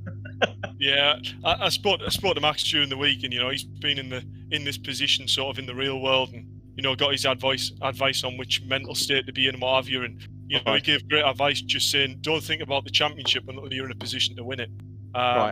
So I'm taking every race as it comes. If I can win it, I'm going to win it. So. But that's easy to say, don't think about the championship. But the point is that you've actually got a good lead, so it is something you can play with. It is, but if I can keep growing it, then why not? That's absolutely fascinating. Really good to get a sportsman's psychological perspective on that. So I've got Josh down to me. Josh, is there anything you'd like to ask Dave at all? Well, firstly, congratulations, Dave. That was a brilliant race from you. What was your view on what happened at the first corner? Were you on the first lap coming under the bridge? Did you kind of aim where people are and then hope that they've moved by that point, or did you just try and get around the outside of it all? So coming down the back straight, Bentley straight, I believe.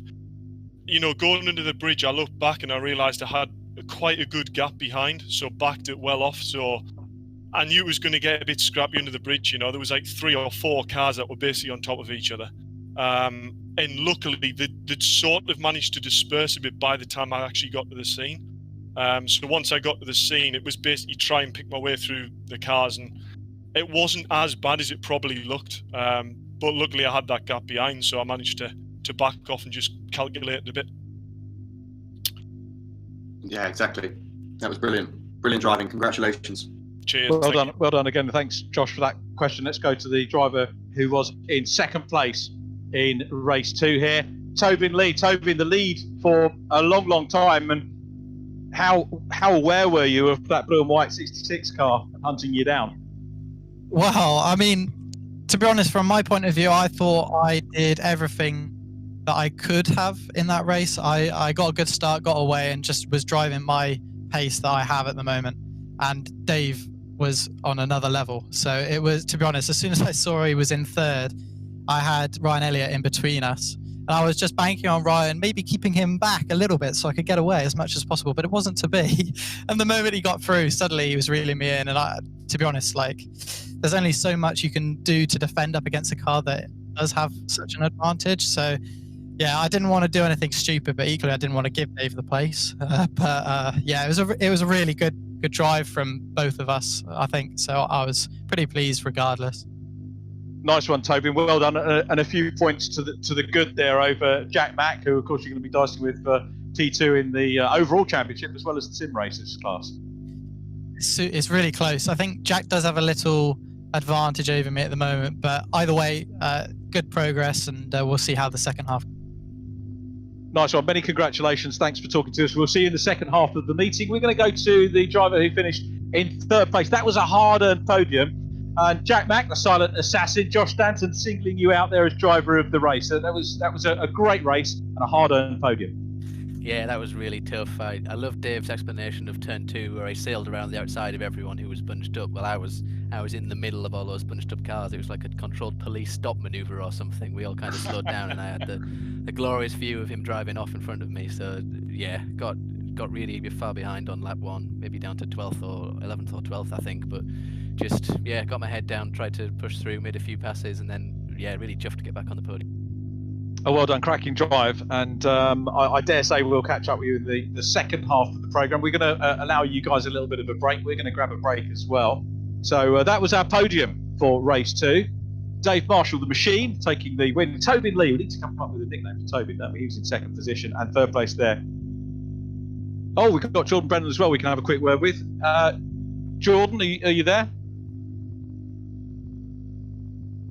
Jordan Brennan, 4th position. Hello. Hi, Jordan. How disappointed were you not to get a podium in that one? Quite a bit disappointed, to be fair. Had a bit of contact on lap 1, so I had damage throughout that race. So I was a bit slow down all the straights. Good performance, though, coming from you, considering that was a reverse grid race. So, you know, you were on the podium in race 1, and again, battling hard for a podium in race 2. So that really shows the form that we're seeing from you at the moment. Yeah, it was all right. I just kind of got gifted it though, just going in under the bridge.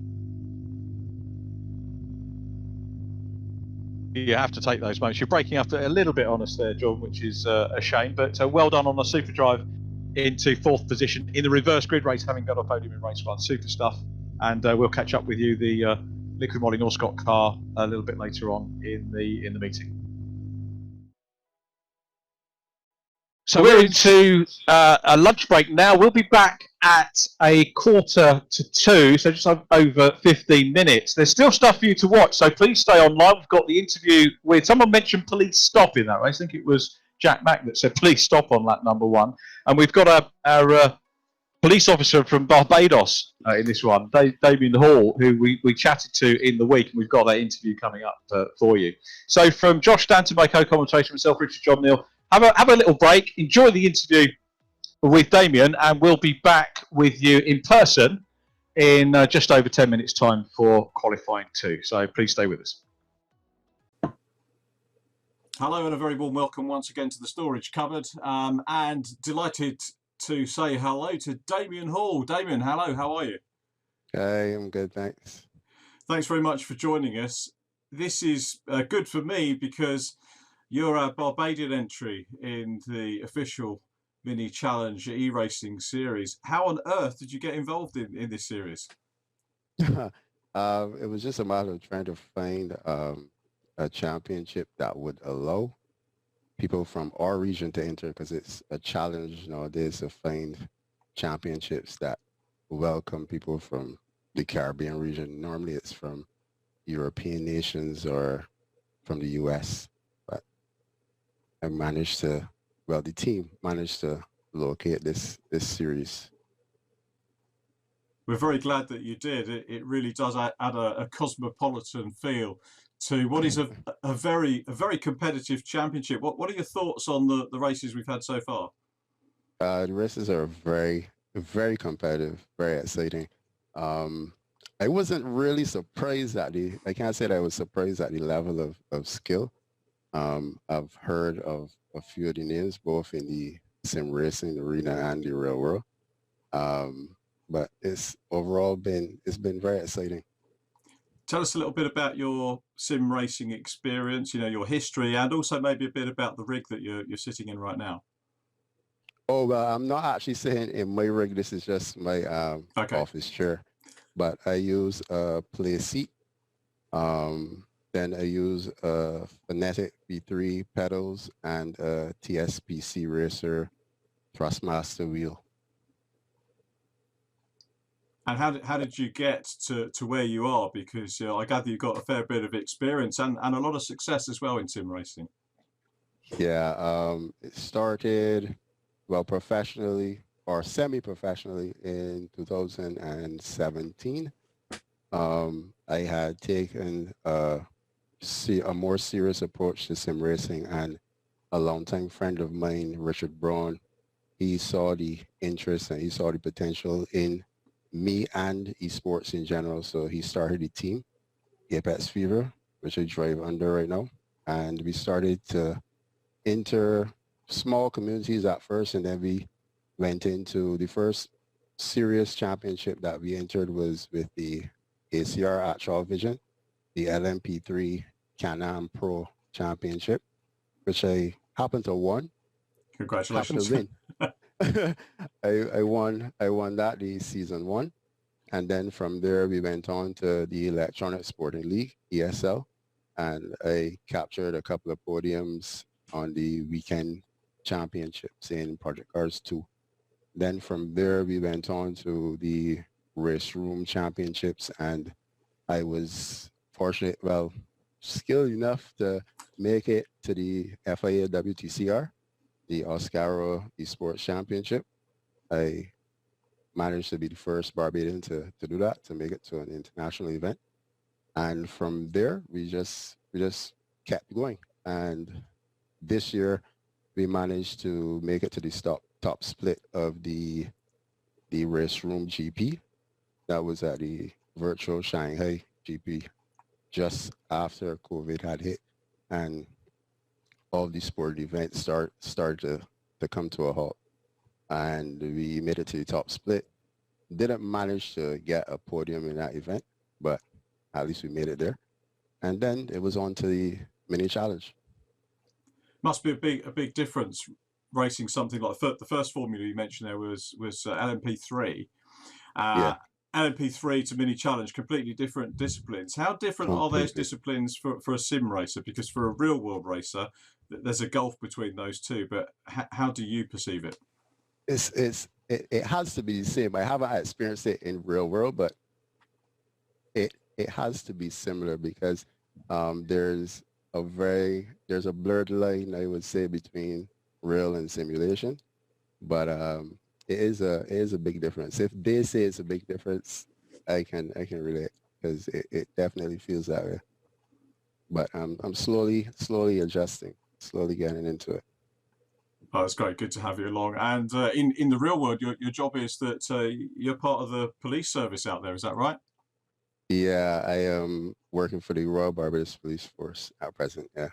Are they keeping you busy? What's life like as a policeman out there? Well, every day is not the same, which is what I love about it. It's very satisfying. It's always like rewarding to be able to do a service to your community. And you have the opportunity to do a number of things. If I wasn't in the police force, I probably wouldn't have the opportunity to fly drones, for instance, because I'm a trained drone pilot now. A number of different fields you can get into. It's an exciting time. Exciting time to be in the force. Do you get over here, you have the opportunity to do advanced driving, and did that come through police service as well? Because I know you've done track days as well. So is there a tie-in with driving for yourself and for the police? We do have driver's training, but I normally do track days on my own. But it was normally with motorcycles, with super sport bikes.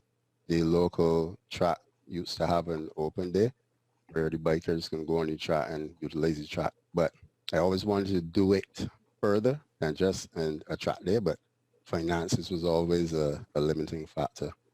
Yeah, it's always key, isn't it, to anybody wanting to race? And the track, is that Bushy Park circuit that you would use? Yeah, Bushy Park.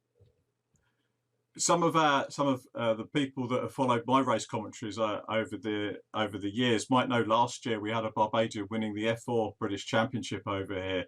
Youngster by the name of Zane Maloney. How well is he followed out in Barbados?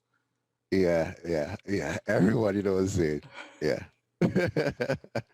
Tell us about some of the other drivers, and maybe also what other disciplines you can race out there. Well, there's the biggest one is rally, obviously, and another team member of Apex Fever. He actually rallies in real life, and he actually won the virtual Rally Barbados. His name is Jeremy Gonzalez. Damien, I mentioned Bushy Park being the Barbadian racetrack, but a two-pronged question for you. What international racetrack would you like to go and race at if you had the choice? And if you were an international racer, where is the nearest track geographically to Barbados? If you didn't have a track on Barbados, what would be your home track elsewhere? International track? Yeah. The closest one would be Brazil. Okay. Brazil. Yeah. And one track that I would really like to, well, there are two international tracks I would really love to drive. It would be Silverstone, and the other one would be Spa. Okay, so we did Silverstone, didn't we, last week? So that's good. We're not going to Spa on Mini Challenge, but I gather as well that you do tutorials on how to drive, sort of track driving tutorials. So I guess you've done those two tracks, have you? Yeah. And where can people see those? You can see them on my Facebook. It's at Copper Piston. Facebook.com/Copper Piston. Excellent. We'll get people to check that out. And before we go, just what are your thoughts? We're halfway through the campaign for the official Mini Challenge e-racing series with Virtual Racing Club. What are your hopes for the remaining 4 rounds? I just would love to continue improving. So far, my best result has been 10th, and I've been very happy with that. But I know I can do a lot better. Now I'm getting a grasp for the car. I just want to finish better than I started. I'm glad you're enjoying it. Hopefully we'll see you back for the Winter Series as well. I know there's talk about a Winter Series. And what would be even better would be to get you over here in the UK and get you some seat time in one of the cars as well. And if we can't get seat time, you'd be a very welcome visitor to any of our paddocks, and hope that does become a reality, that we do get to meet you for real at some point. I think you've got you've got a young family as well that you're looking after. Yeah, I have a wife and 3 kids, 2 biological and 1 stepdaughter, all girls. So I'm outnumbered. Well, they're good to have around. We wish them and you very well. Good luck for the rest of the campaign, and thanks ever so much for chatting to us today. Appreciate that. Thank you so much for having me. My pleasure. Thank you.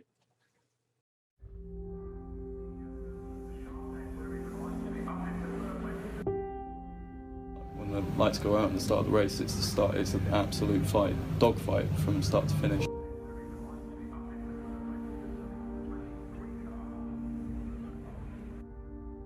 It's in my blood, it's a passion. I train every day for it. It's just a different feeling. It's where you feel most comfortable. The nerves actually kick in. It's when you pull up on the grid and they give the 30-second warning. But as soon as you get off around that first corner, that's it. The nerves all go, and it's man on the mission then trying to win the race. I think the one thing about racing that is quite unique from other sports is that feeling that you get. A lot of drivers talk about this zone, or whatever you want to call it, but it's that feeling where everything sort of clicks when you're in the car. Or motorsport finance is key to anyone that wants to progress, and key to anyone who wants to get started. And so I wouldn't be here if it wasn't because of the support that you give sponsorship-wise, but I also wouldn't be here if it wasn't because of the support that you give as a company financially-wise, and the help that you can give to drivers like myself. It's all working as a team, and it works out both ways. In motorsport, there's so many variables, and if anything goes wrong, your whole weekend can fall apart.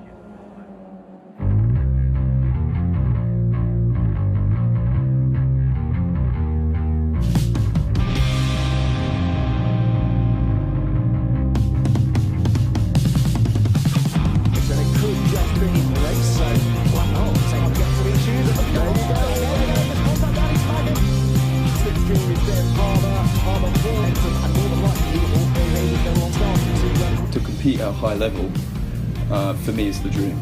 And right now, I'm going up against the best Mini Cooper drivers in the UK at the moment. Minis, it's like a massive family. I know on the track sometimes we get heat in a moment, but deep down I think we're all here for each other. It's a mountain. When you start that journey in motorsport, it's like Mount Everest. And you want to get to that top. And you want to get to the top of the flagpole on the top of Mount Everest.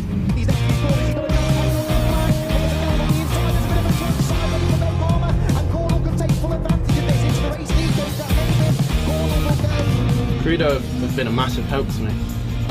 They helped me buy the car, they've helped me with a personal sponsor. And they can build a package around your needs. If you want to race Kinetic, if you want to race Minis, they can build that around you. It's not just the finance on the race cars, it's the equipment, it's the vehicles, it's the trailers, which is the whole package to getting the actual race car to the circuit. Crudo come to all of my races. I think they get more nervous than I do sometimes. They're a financial company, but they're more than that, and they're there to get you on that grid and to support you from start to finish. So it's great to have Crudo here for every weekend that we do. But it's what they do. They create that personal connection, like I say, from that first meeting. And whatever it will be, if you are racing, then they'll come and they'll watch and they'll be there through thick and thin.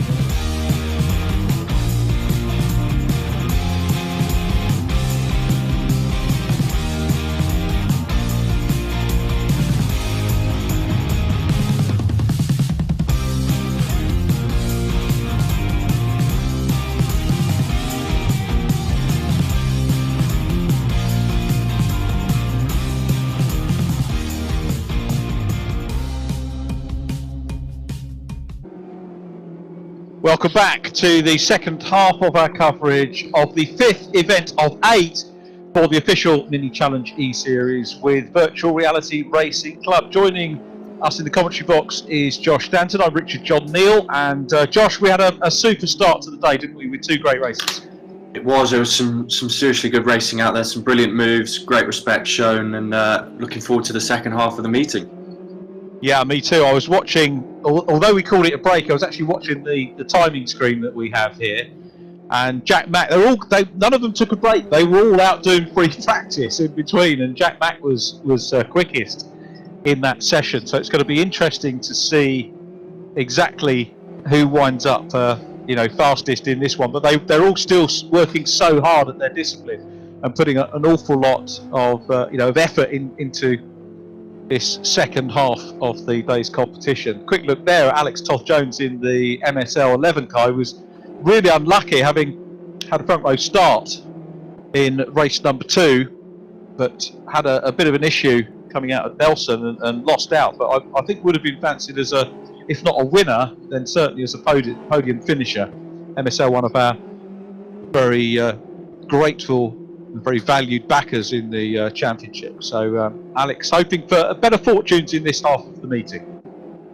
Absolutely, yeah. And just touching on what you were saying earlier about the amount of practice guys are putting in behind the scenes. I'm a member of the mini server on my little sim setup I've got at home, and just seeing whenever I go on the sim, there's always people in there putting the hours in, getting the practice in on the sim, and it just goes to show, practice pays off. It always seems to be the drivers that are right up there at the top even, that are putting the hours in. So there's a lot of practice going in behind the scenes. Yeah, it's nice to know that to get your perspective on it. And I'm on that server as well, not with any setup. I don't think my son would let me near his setup, but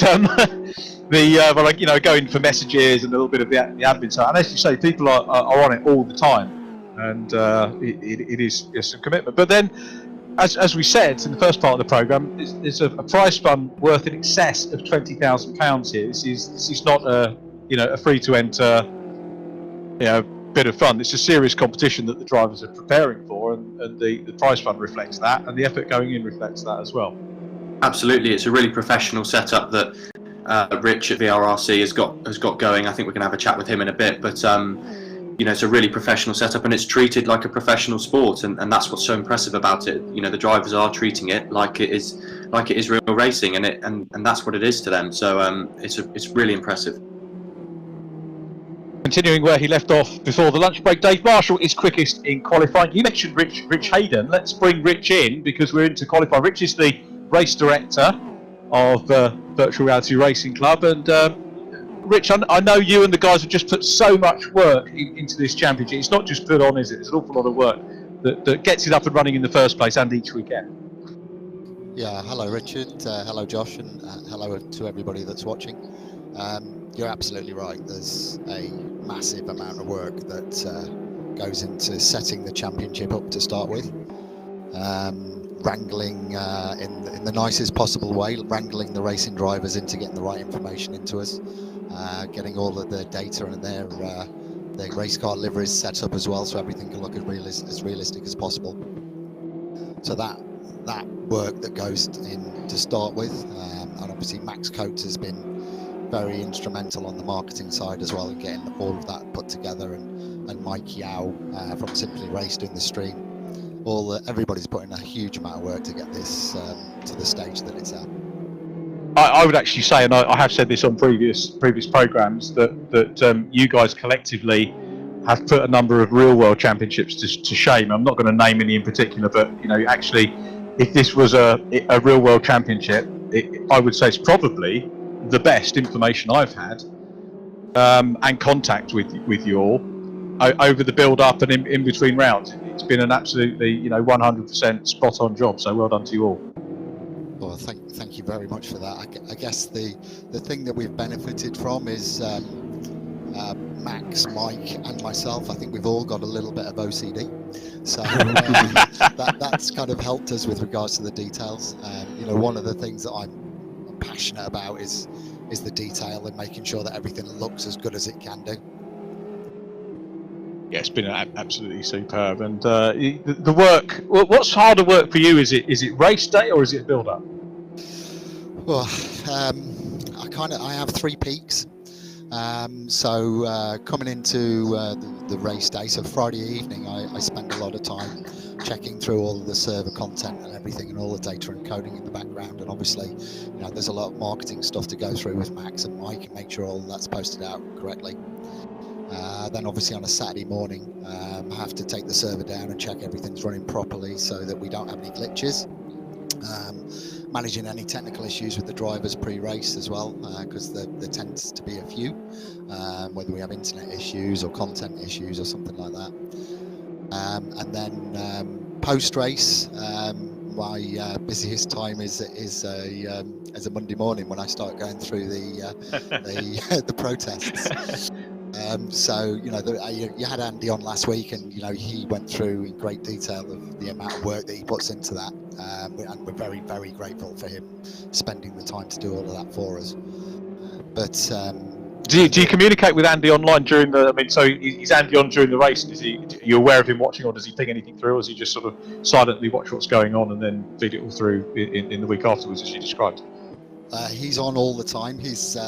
I have a bit of a joke with the drivers that when they close their eyes to go to sleep at night, I'm watching, and I'm watching at all times. So right now, as we are talking, I've got 3 screens in front of me with 3 different outputs from the races, looking at all different drivers. I'm able to look at any angle. I can have a free camera view, rotate that 360 degrees around the car, and swap between any driver that I want. I've also got a track map with the position of every driver on the track as well. So Andy gets to listen into the voice channel. So when I'm not talking to you, I'm on a voice channel to every driver in a room, so I can talk to drivers, give them advice. Is probably the nicest way to put it. And warn anybody of any blue flags that are coming up as well. So I'm kind of there during the races to try and make it run as smoothly as we can. It's one of the things that we don't get in real life. Somebody being able to manage the process. So that's kind of. And Andy is there as well at the same time to watch what's going on, and we will discuss things after the race. So you're kind of the Alan Gow to this series, really. Well, that's a great compliment to have, but I guess what I try and do is just try and make the process as smooth as possible. But also having a firm hand to keep the drivers on the straight and narrow.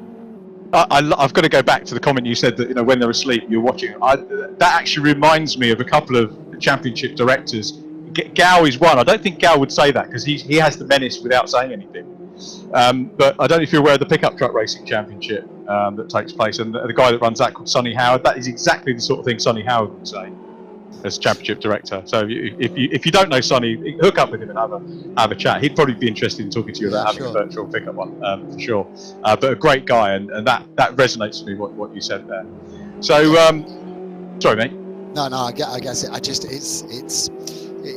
we try and keep it as unobtrusive as possible, but to try and keep everything running as smoothly as possible, because there is we're trying to make sim racing more and more professional and move it away from gaming. You know, one of the things that Anthony briefed me on when he asked me to run this was, you know, this isn't a game. This has got to be serious. So we're trying to be as firm but as fair as we can. Talking of professionalism, you've obviously the feeds that we've got are great, but we've now got round 3 for you on Amazon Prime. It's just fantastic, yeah. So thank you very much for your input on that, Richard, as well. To get this onto Amazon Prime is, you know, we are so pleased for that, and you know, is a testament to not only the way that Mike's able to do the streaming, how we're managing things in the background, but also, you know, to the commentary that you guys are providing as well, because you know, I have a big TV screen that's on next to me with the live stream, and my other half walked past it the other day and went, I didn't think there was any racing on live at the moment. You know, that in itself just shows that, you know, people are seeing this, and it's looking great. So thank you very much for your part in that as well, Richard. No, it's a pleasure, and the thing I keep reminding people is that we are raising money for good causes for the NHS through this. So if anyone wants to donate on the championship's behalf, they can do that, can't they? Well, absolutely, yeah. You know, it's important that that we are there to support the people that have worked so hard through this this issue that we've got with COVID-19. So anything that we can do to help, we will try. That's brilliant, Rich. Unless you've got anything else you want to chip in with, we probably ought to have a little chat about qualifying. But thanks ever so much for joining us. Thank you very much for having me. I'll see you later. Yeah, look forward to that. Thanks very much. Rich Hayden, Championship Director there from Virtual Reality Racing Club. And we are in the qualifying session. Unsurprisingly, Dave Marshall is still on pole position. 0.38 seconds ahead of Alex Toth-Jones. Alex Toth-Jones, Josh Stanton, I think, is looking to turn his luck around here. I think so, yeah. I think he's probably, you know, put his bad luck behind him, or whatever happened in the last couple of races, and is now, as a true driver would, you know, looking ahead, not looking in the past, and seeing how he can sort out his luck for the rest of the meeting. It's incredibly close now. The top 10 are all tenths apart, really. You know, Dave Marshall's got a slight gap out front, as perhaps I would expect, but by now. But yeah, I mean, it's starting to look really tight. Drivers starting to get into their groove a little bit more now. Any nerves that perhaps were there at the beginning of the meeting, which personally I find can happen a little bit more on sim racing. Don't know why, but you get a little bit more nervous perhaps sat in the sim rather than you do sat in a race car. But for me anyway. But I think, you know, those nerves are starting to shake off now. Drivers are starting to get into their groove, find their braking points, all that kind of stuff. So I'm expecting things to get a little bit tighter now. And how are things shaping up on social media? Have you had a chance to have a look? I'm pushing you to the limit here, fella. You're doing a lot of input for me, which is super. But I know we want to keep an eye on Facebook and the like. Any other comments coming through? Any unusual visitors commenting? Well, it's the same clan as usual. The Newshams, big fans of obviously of Callum. So they're in there. Jordan Brennan's got some big fans. Lots of people supporting him. Max Bird, Max Coates, all have got people wishing them well. So it'll be interesting to see. Well, we hope that they can get some good results. Damien Hall with some supporters out there on YouTube. That's good. He's had some bad luck in the last couple of races, but a good drive nonetheless in the second race. So we hope that he can get another good result. But if anyone's got any questions regarding the stream, mini racing, how the cars are, the track, absolutely anything, please feel free to pop them on Facebook and YouTube, and we'll make sure we answer them when we can. Yeah, we'd love to hear from you. So, you know, engagement with everybody, absolutely wonderful if you can do that. So it's now, goodness me, Marshall, 0.5 of a second clear of Alex Toth-Jones, still in P2. Tobin Lee third, then Rob Butler, who, as I speak, goes P2, 4 tenths down on Dave Marshall. So Rob Butler, but then Tobin Lee responds, goes back into P2. This is, again, just like a real qualifying session. So it's Marshall, Lee and Butler. Alex Toth-Jones is in 4th position. Max Bird in a very good 5th place at the moment, ahead of Jack MacIntyre. Disappointing for Jack at the moment in 6th. Isaac Smith 7th. He was starting to turn up the wick a little bit in race 2, so he's well up into the top 10 now in 7th. Josh Martin 8th. He's been there or thereabouts over the couple of races we've had so far. Callum Newsham 9th. And perhaps the surprise here is Jordan Brennan down in 10th position, given the form that we saw in races 1 and 2. Then it's Matt Richards, Tom Williams 12th running well, Max Coates 13th. Max, we know, has got the race pace, but a little bit off colour, 13th, unlucky for some in this one at the moment in Q2. Ryan Elliott 14th, so he's got work to do. Luke Kidsley 15th, James Merrill 16th ahead of Damien Hall. I hope you all enjoyed watching the interview with Damien. Absolute pleasure to have a chat with him. And thanks to the drivers that are sending through, as you saw in the interviews, the shots that we use as cutaways, the photos which illustrate other racing that they've done, or the great track day. It was quite funny because I did an edit of Damien's interview and sent it on for him to have a look at, and he said, "You didn't use the shot of me on the motorbike." So back into the edit, redid it and pinged it out. To be fair, I looked at it, but the shot didn't look right. But then when it went back in, it did. So thank you to Damien for sending all those through. And finding out a little bit more about Barbados is made me kind of think I should be getting out there sometime when travel's okay. It looks like a place that I should definitely be visiting at some time. It's a brilliant country, really good fun. Have you been? I have, yes, when I was much younger, but brilliant country, brilliant people. So there we go. But it's interesting. Was that a holiday or work, or? It was a school cricket tour. Goodness me! Oh, you're not one of these people that are ridiculously good at everything. Cricket and racing. Oh no! It was very much a social cricket tour. All right, okay. But you must be pretty good to have been in a side that went out there. You're being modest now, Josh. It's very interesting watching the qualifying now. Different people's approaches to how they like to set up a lap. Some people like to be in traffic relatively close to a car, so they've got something to follow. Some people like to just be completely out on their own, so they've got no one in front of them, no one to distract them. It's just them, the car, and the track. You can see now this group of cars coming through. Looks like Dave Marshall and Matt Richards both together, perhaps trying to use the tow, trying to learn off each other where they can. It's just interesting to see people's different approaches as to how they want to set up their lap. It is. No, it's a very deft way you change the subject there as well. Well done. That's good. Pleasure to have you on board, by the way, today. Really good stuff for race number 1. As you say, qualifying is an art in itself, and we're seeing a little bit of that here with Marshall next through the shot as well is Ryan Elliott, who is going to be disappointed at where he is at the moment, down in 15th place. So maybe if he can get progress, I'm thinking in terms of Ryan's one of the drivers that's had the consistency of one podium per meeting so far, and at the moment that looks like it might be disappearing or slipping away from him slightly. The other stat I've been looking at, apart from the Dave Marshall stats, are those of Jack Mack, who is in 6th place at the moment, but I think again hasn't had anything lower than a 9th place. Let me just have a quick look down. 37 car, had a 9th place race 3 at Brands Hatch. And what has he done today? Race number 1. Yeah, so he's maintained that. And I think if there weren't the points for fastest lap and pole position, that things would be a lot closer in terms of the championship between Jack MacIntyre and Dave Marshall. And I'm not criticising the points scenario, because it's a perfectly good point scenario. But if we didn't have those fastest lap points, it would be a lot closer between those two.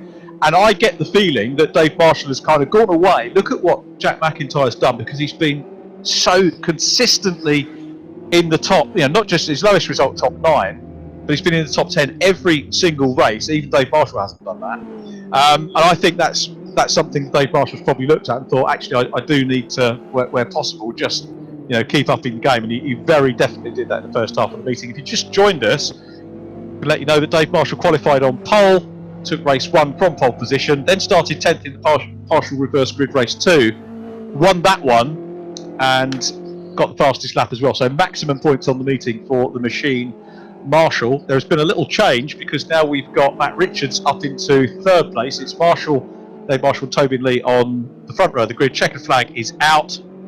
This is where I need to scribble down my grid as quickly as I can, or the top 10 as quickly as I can, and we will have a word with the toll man in a minute. So it's Marshall and Lee on the front row of the grid. It's Matt Richards who lines up in 3rd place. 4th position is Rob Butler, who's having a good meeting by my standards here, and you heard that he'd switched over to Fanatec pedals, and that seems to have made a difference for him. Alex Toth-Jones winds up in 5th, so good stuff from Alex. Max Bird is in 6th position. 7th goes to Jack Mack. That's probably his worst qualifying so far, so he has got work to do. Isaac Smith qualifies 8th. 9th goes to Josh Martin, and the top 10 is rounded out by Callum Newsham, and Jordan Brennan, his teammate, is right behind him. So we're back to where we were with Anthony Williams when he was co-commentating in the first couple of rounds. Newsham and Brennan back tied together here for Q2. Brennan much further back than he would have liked to have been otherwise. So 2 more races to go. Grid now ready for our second race. Second half of the weekend and third race of the day. And it's Dave Marshall who will come around and join us, if he hasn't already done so, in the commentary box to have another pole position chat. We have a featured driver. Race 3 is Rob Butler. Actually, the featured driver of the meeting probably has been Dave Marshall, hasn't it, so far? I think so, yes. He's just really running away with it at the moment. But it'll be interesting to see how the drivers now, having had a break, or as much of a break as they can, are now going to approach the second half of the meeting. So let's go down into our qualifying part further, and well, he's done it again. Very definitely man of the meeting at the moment with the 100% points record so far. Dave Marshall did it again. You came out early on, pole position, and you're just going to aim to drive away from everybody again. Yeah, that was. If I'm honest, that was a better qualifying. The other qualifying, I just didn't really seem to hook up what I thought I could do. That quali was a bit better, so really happy. Thank goodness it's a 1-2-3 for the team, which is absolutely mega. It's the first time we've done it. Oh, well done. Yeah, mega achievement by Matt Richards. I know how busy he's been on the sim stuff for other weeks. But yeah, mega effort from the team. Superb. I did notice that, Dave. Actually, was there a bit of teamwork going on with slipstreaming there? Yeah, so I came in after the second one, and Matt Richards followed us out. And to be fair, there was nothing discussed between me and Matt regarding tow. But I went for a lap, and to be fair, he hung on all the way at the Bentley straight. I was 3/10 down on my lap time, so I gave up the lap, and he went on and did he 59. So fair play to the lad. Fair. Do you find there's much time in the tow around here? There's probably not that much time in the tour, really. Maybe half a tenth to a tenth. But I think it was just helping Matt with a bit of seat time following my line. So it was probably more the actual followers around the track rather than the actual tour itself. Yeah. I see what did to do it as well. Superb day. Well done, Dave Marshall. So pole position again, maximum points scored so far. Well done to Matt Richards, who gets P2. If he can hear us, our featured driver is Rob Butler, who qualifies as the class pole position for the real world drivers. Well done, Rob, if you can hear us. Thanks, John. Yeah, it wasn't a fantastic lap, to be fair, but I've finally sorted out the last section of the track where I was struggling a little bit in the last qualifying. But I made a mistake at turn 1 at the start of the lap. I probably lost a tenth and a half through there. But look, we'll take P4. We're on the inside going to turn 1, so try to get a good start and another clean race and another podium. Fingers crossed for you. Are you planning to do any real racing this year? What's the plan? Will we see you out on track? Oh, I'm getting old now. I'm retired. Well, the grand old age of 28, is it? Yeah, 28. Yeah, I'm retired. I do some driver coaching stuff now with Ryan Dignan in Mini Challenge, and before that I was in TCR Europe with Respar and Mini Challenge with Respar. So for me, it's more about enjoying it, John, and doing some sim racing. It's unfortunately when you go racing at the top level in motorsport, it's it burns through money quicker than you can even blink. So this is as good as it gets, but I'll definitely continue with sim racing. It's mega. That's right. Nice one, Rob. Well done on class poles. We'll see you off row 2, Thanks, and we'll see. I'm sure you're staying up at the sharp end for our third. We'll try. Nice one, mate. Well done. And I guess the drivers are getting ready. Just having a quick look through who else we've got in the mix. Tobin, I think, was online. He might have disappeared. Tobin, are you there?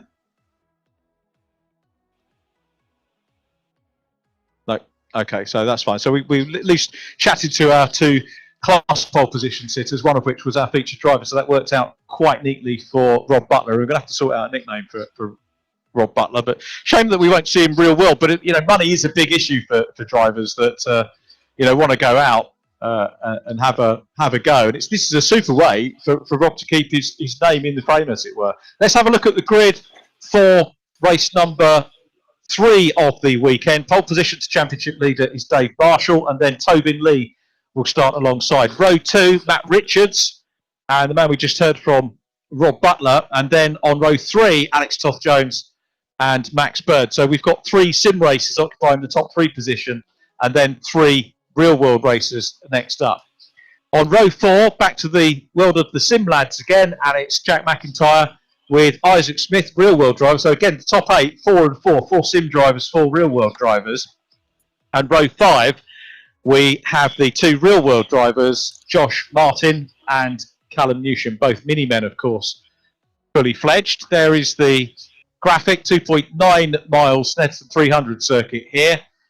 We've already spoken to Rich Hayden during qualifying, the race director, who's working so hard behind the scenes to put on this wonderful show that we've had the last 4 weekends, and we've got 4 more weekends remaining of the championship. Remember, next weekend's race is at Croft Circuit, so it's going to be home for the very large contingent of Yorkshiremen that we do seem to have in this. I think Max has been, I don't think he's been socially distancing, Max, guys. I think he's been knocking on doors, getting people to come in around Yorkshire in the championship.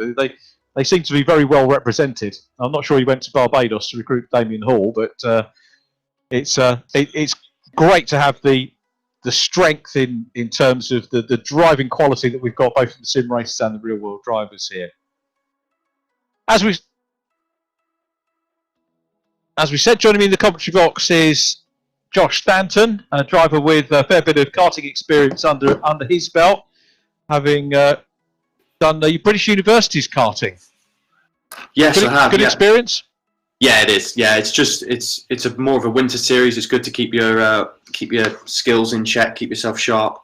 But just moved into the mini JCWs last year, straight from karting, and been so impressed with the way it's run. Anthony at Mini Challenge has been brilliant, and it's going onto the touring car package now is perfect. But as we're not racing now, this is the next best thing. It's so professionally run by the RRC, and it is the perfect place to give your sponsors, your partners exposure, to keep your skills sharp, and there are some properly fast boys out there. So yeah, brilliant to watch, brilliant to be a part of.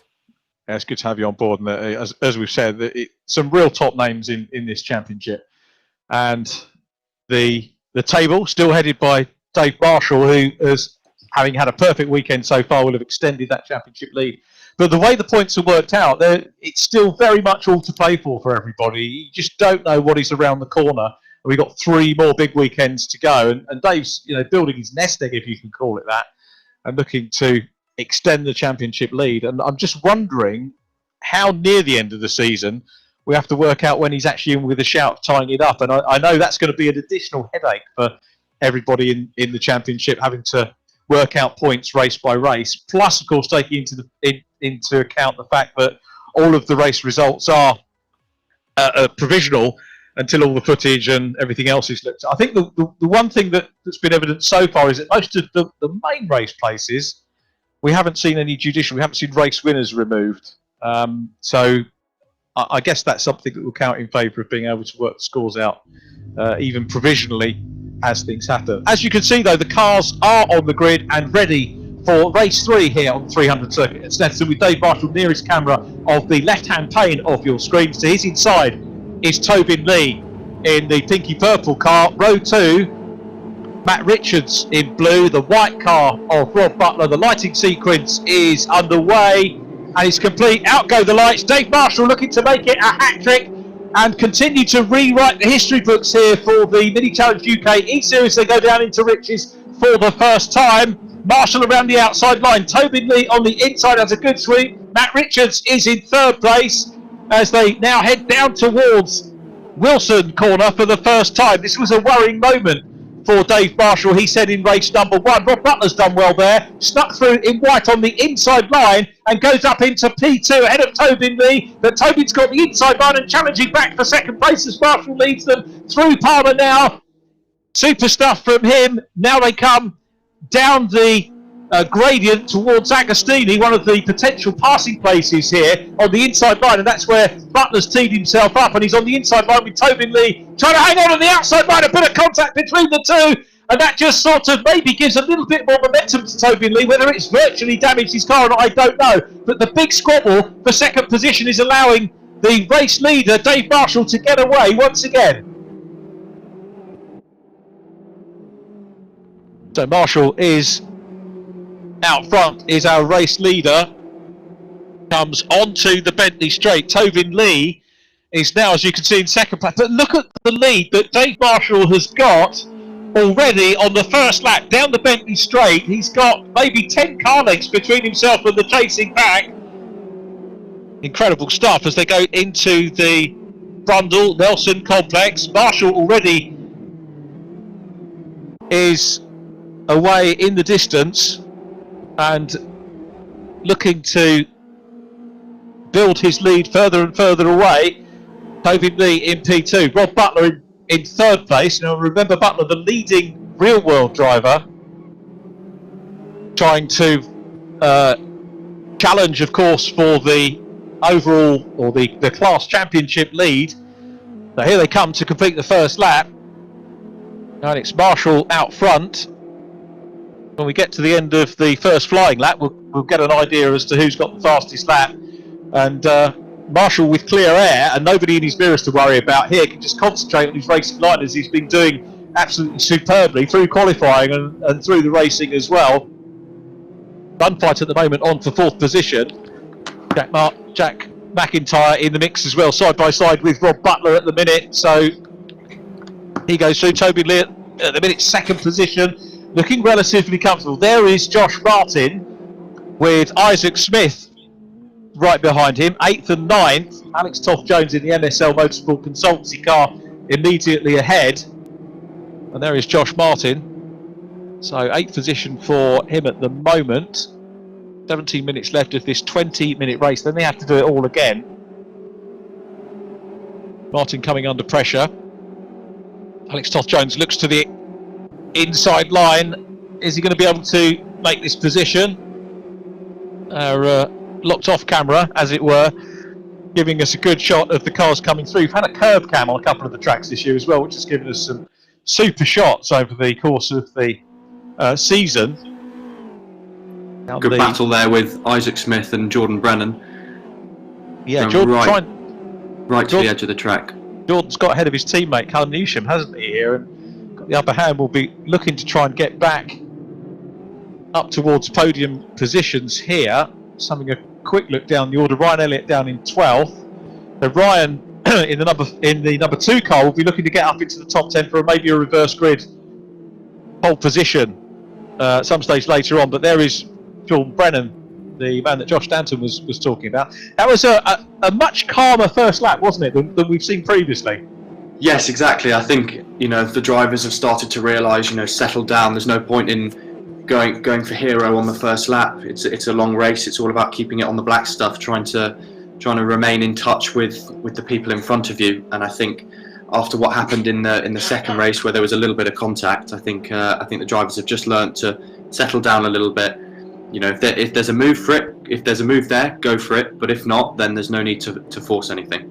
Yeah, absolutely right. And a little bit of contact there between Smith and Brennan. Brennan on the inside line as they head down towards Palmer. Is he going to get that position back? Watch for the blue car. It is Smith out front. And the Liquimolly car of Jordan Brennan goes wide onto the grass, exploring a potential rallycross track for maybe Jonathan Palmer to open up at some stage. And his teammate Callum Newsham goes through on the inside line. So Newsham is on the up. There's Max Coates up ahead of Brennan there. Tom Williams in yellow and white in the mix as well. James Merrill's in behind too. So all of these drivers capable of top 10s, if not podia. Marshall now, by the way, is 3 seconds clear and had the fastest flying lap, unsurprisingly. What is surprising is he hasn't broken the 2-minute barrier yet. Let's put some pressure on Marshall. When's he going to get a sub 2-minute lap? That was very, just going back to what happened there with Jordan Brennan, it was very interesting. He went out onto the grass and he was aware that coming back onto the track, he was going to have grass and a bit of muck on his tyres. So he was slightly earlier on the brakes there than normal, because he was aware that using his normal braking point, he would then have gone deep, potentially locked and gone off. So it was very interesting to see Jordan being aware and getting on the brakes slightly earlier. Good driving. Nice call and good spot, well articulated, Josh. I'll tell you what, the only other driver who I've worked with who picks up that sort of detail quickly is someone who's coached you, and that's Owie. Yes, really good coach is Paul. He's a good friend, and he's doing some brilliant charity work at the moment, and I'm sure if he would be very grateful if we just mentioned that now. I think it's Hatton Hospice he's helping out, but Paul was the first guy that was in the car with me when I started racing, and I'm forever grateful for all of his help. But he was brilliant. Yeah, he's a top man, a good laugh as well. Great company. He's Owie. And a little bit of contact there. Brennan certainly seems to be in the wars at the moment. He's trying to get himself on pace with the yellow and white car of Tom Williams, and Max Coates immediately ahead of them as well. So that was James Merrills, I think, that had the little coming together with back in 15th place. Marshall now 3.8 seconds clear. And I said that I wanted to put pressure on the machine to get sub 2 minutes, which he did on lap 4, 1 minute 59.817. So good that Dave Marshall was listening. Tobin Lee is in P2, so we've actually got a mirror of the first and second positions that we had in the first reverse grid race 2 of the day, between first and second, Marshall and Lee here sort of disproving his theory that he's better in the reverse grid races because this is the fastest off the front. It looks like Jordan working at 11 tenths there, if that's possible, to try and close in on Tom Williams. Maybe a little bit frustrated at the moment. Yeah, I think so. I think all the drivers are just trying to settle into their rhythm now, and just see what different drivers are doing on the track, and then judge where they're going to go for their moves. See what different drivers have different characteristics, and go from there. As I said, it's getting later into the meeting now, and they don't want to throw away a good result. Jack MacIntyre working the outside line to try and get ahead here into third position ahead of Matt Richards. Outside at Coram, it's not for the faint-hearted in the real world. Obviously a little less damage potentially here. He's got the inside, he's trying to tee up the inside line, and that really, you've got to say, simulated superbly by the programmers here. He couldn't quite make that stick, but he does get a good run through Murray's, and now looks to the outside line, the run along centre straight. They'll go slightly downhill now into Riches. Is he going to have the run on the outside into Riches of Matt Richards, who has just got his nose in front at the minute? MacIntyre still being made to work that outside line, and this is bringing Rob Butler in white back into the mix as well. Max Bird not that far away too, so Max Bird here, good to see. He's at the back of this group, but MacIntyre really having to work hard, and Richards placing the car where he needs to, and really making the 37th car have to work so hard on the outside line, and it's bringing the other drivers into play, and that's going to be nothing but good news for Matt Richards in third place if he can take the pressure off himself. Absolutely, that was really good defensive driving. He gave just enough space for the car to be on the outside, but not enough to pass. But the boys behind will definitely be rubbing their hands together, because all they want these boys to be squabbling up front, so that then they can hopefully pounce on an opportunity. Alex Toth-Jones chasing Max Bird with Josh Martin in behind. It'd be great to see them up and nibbling over a top 6 position here potentially. 1 and 2 have got some space. Dave Marshall, I remind you, as if you need reminding, is the race leader. Tobin Lee in second, and we join Rob Butler, who's in 5th place, getting the box seat, as it were, of the battle for third position. And MacIntyre is looking to try and make the pass. Again, you can see that he's having to work the outside line, and the hard work means that he loses a bit of momentum around the outside line, a lot of momentum, because Rob Butler sees a gap, goes through on the inside line, and that attempt for third place backfired, and he's lost 2 places as a result, because Max Bird is up into P5. Go Max Bird. I'm not saying don't go Rob Butler, but it's great to see Max starting to get a little bit of a bite of the cherry at the front end of things. It's good to see the drivers being mixed up here. Absolutely, yeah. Max will have a bit of confidence now, being a bit further up the grid, and I'd put Max on for potentially a podium here. That would be good to see. I know his family and fans are going to be chuffed with that as they go down into, which is once again, let's have a look at the progress made by some of the other drivers. Theo Bridgeman running in 16th, so that's good and consistent for him. Definitely shown an improvement this meeting. Ryan Elliott now up to 11th. Ryan Elliott 11th, he's only 1/10 behind Callum Newsham, so he's going to be, there is Ryan in the number 2 car. This is the battle for the lower reaches of the top 10. More significant as this race goes on, as we've said before, will be for pole position for race 2. So a big bum fight, 4 cars involved in the mix here, and that really can come into play, although the form they've seen from Dave Marshall, they might not necessarily fancy their chances of a win if Marshall gets the rub of the green. He was fairly modest about his driving in race number 1, saying that some opportunities opened up for him, but from his explanation, he very clearly thought about what he was doing in that first reverse grid race. Absolutely, yeah. He had his plan. He knew exactly what he was doing. He had the awareness to know when that incident happened a bit further up the road. He knew there was no one behind him, so he could afford to slow up. You know, it's the signs of a really good driver, having that awareness, knowing what's going on. I wouldn't be surprised if he's up there again in race 4. I'd be surprised too, as we watch Isaac Smith here, and I'll tell you what, I wouldn't be surprised to see Isaac Smith get provisional pole for race 2, and then do what he did on Silverstone International last weekend and take the 4th race win. At the moment, he's in a good position here to do that. As far as the driver behind him is concerned, Ryan Elliott needs to get into that 10th place and get into the front start. Otherwise, he's got to do all the work from 11th on the grid. So it's pole or 11th here at the moment. Absolutely, I think it is that fight for 10th and 9th place is going to be really savage. I think coming towards the end of the race, I think everyone's going to be wanting 10th and above. You know, if you start 11th, it's a real shame. Yeah, it's going to be frustrating for those drivers who just miss out on it. Just to recap on the places, Dave Marshall is the leader. Tovin Lee in 2nd, 3rd place, Matt Richards. And he is under big pressure now from Rob Butler, the white car, looking to the outside line. Butler here might be able to go for the cutback, but that will mean that he's got to work the outside line down at Palmer. He doesn't go for the cutback. He's thinking this through. What he might want to do, though, is take an optimum line through Palmer, get a good run down the hill in towards Agostini, the hairpin. Let's see whether he can do that.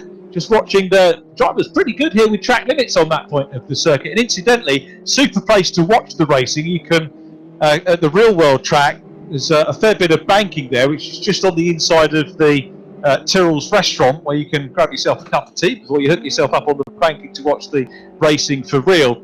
And a lot of thought went into using the inside circuit. A lot of investment went into it through MSB and Dr. Jonathan Palmer's team as we go on board with Ryan Elliott looking still at the back end of Isaac Smith's car. So the left-hand pane of your screens, the 11th place man chasing provisional pole, the reigning BRSCC Fiesta champion, immediately in front of him. Isaac Smith ahead of Ryan Elliott. I keep wanting to say Ryan Smith, who's a very well-known British truck racer, multiple champion in truck racing. When you've got Ryans and Smiths together and you commentate on as many formulas as I do, I guess there are. So if I've called him Ryan Smith, that's why. Now you know why.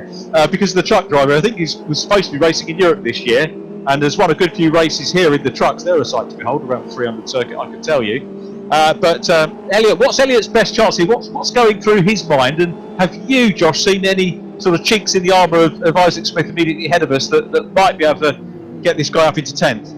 Well, I think Isaac's driving extremely well. You know, he's putting the car in all the right places. I think, you know, Ryan Elliott is just going to be thinking, where can I get my best opportunity? And if not, then he's just going to wait for Isaac to make a small mistake, a small slip up. It's almost a game of chess. You know, you're waiting for the opponent to make a move that you can then pounce on. But he'll be thinking ahead. He doesn't want to force anything. There's still 5.5 minutes left of the race, and he'll be very aware of that. So he'll just be thinking ahead, calmly planning what he's going to do. That's a very good analogy about the chess. I think we've just seen a knight make a move there, and that is Jack MacIntyre moving up ahead of Rob Butler to go into 5th place, now chasing down Max Bird. So the silent assassin is working his way through. Him mounting his charger with his sword poised to take another victim, the silent assassin. Enough of that, I think, from my side of things. So Dave Marshall still out front, Max Bird busy chasing Matt Richards, and you said that Max Bird could be a potential podium finisher here. Absolutely no doubt about that. He's in 4th and he's not that far away from Matt Richards, but he's got the assassin behind him now, and Jack MacIntyre seems to be getting back on song. He's losing a hatload of points to Dave Marshall, but he'll be keen to maintain second position as close as possible in the championship standings. Still fastest lap with Dave Marshall out front. Toby leads second. Matt Richards third. Max Bird in fourth place. Jack MacIntyre in fifth. Rob Butler is in sixth. Alex Toth-Jones seventh ahead of Callum Newsham. Then it is Isaac Smith up to ninth now, and therefore the chase for pole position for race 2. In fact, we've got Alex Toth-Jones dropping down on the timing screen, so that actually puts Ryan Elliott up into 10th place now. Yes, that's ideal. I'm just seeing if Matt Richards and Max Bird are going to try and work together to try and rein in Tobin, but it looks like they're so set on that final podium position that I think there could be a good fight coming out here, and it'll be interesting to see when these guys start to bunch up and when they start to squabble, when they start to try and pass each other. It'll be interesting to see the pack of the likes of Newsham, Smith, Butler, whether they start to join up and whether there's an incident or something. There could be a surprise podium finisher here. You could well be right. We're on board with the class leader in terms of the real world drivers, Max Bird. And, there have been a couple of times when we've been able to say that as Josh Martin gets door handling there with Ryan Elliott. Some pretty tough racing going on between the pair of them. Max Coates looking to join in as well. So there was a big gap back to Max Coates. This is exactly the kind of effect that Josh Stanton was talking about, where suddenly you get in a squabble and it means that the pack behind or the drivers behind can close in. This is what Max Coates have done. And Max, who is now up into 9th place, he's 10th again, as Ryan Elliott pops his nose back in front. But Coates is now in with a shout of that reverse grid front position, as is Ryan Elliott in 9th place. But look at the gaggle of cars behind, all fighting it out. At the moment, 10th is Martin. The driver's off the podium, off the provisional pole for race 4. Coates, Brennan, Williams, and James Merrills, and several of those drivers very much capable of passing and having the pace to get up into the top 10. So this is by no means. We've only got 2 minutes left. I don't know where this race has gone, John, but it's been another good one. Yes, I know. It's been very close. I think it's going to be interesting now. You can see Max closing up on the back of Richards there. So it'll be interesting to see what happens. See if there's any good moves or any bits of contact that potentially could be looked at later on. But hopefully it'll all be clean and we'll have some good moves in the next lap and a bit. Yeah, Jack Mack's going to want to make a move as well, and Rob Butler not that far behind MacIntyre. So the thing that might possibly be playing on Jack Mack's mind is defending from Rob Butler, who he knows has had the pace all day so far.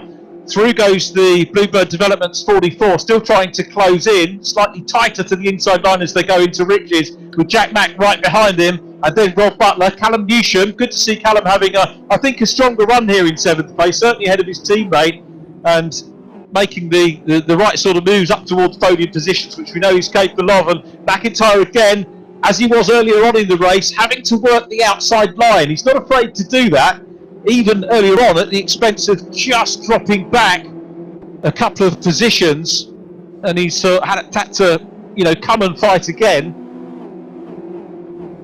So Jordan Brennan involved in a battle. They're trying to pass Tom Williams, and that is for 12th place. So Jordan at the moment doesn't look like he's going to get onto the pole position for race 4, but he does get up another position ahead of Tom Williams there. So neat move by the Liquid Monte car, very nearly double podium finisher in the first half of the meeting, but further back in this one as we watch the battle for 3rd place, still with Matt Richards at the moment from Max Bird, who's got a little bit of respite from Jack MacIntyre, who gets a good run out of Williams onto the Bentley straight, and will now try and close up as they head down the straight in towards the Brundle Nelson complex.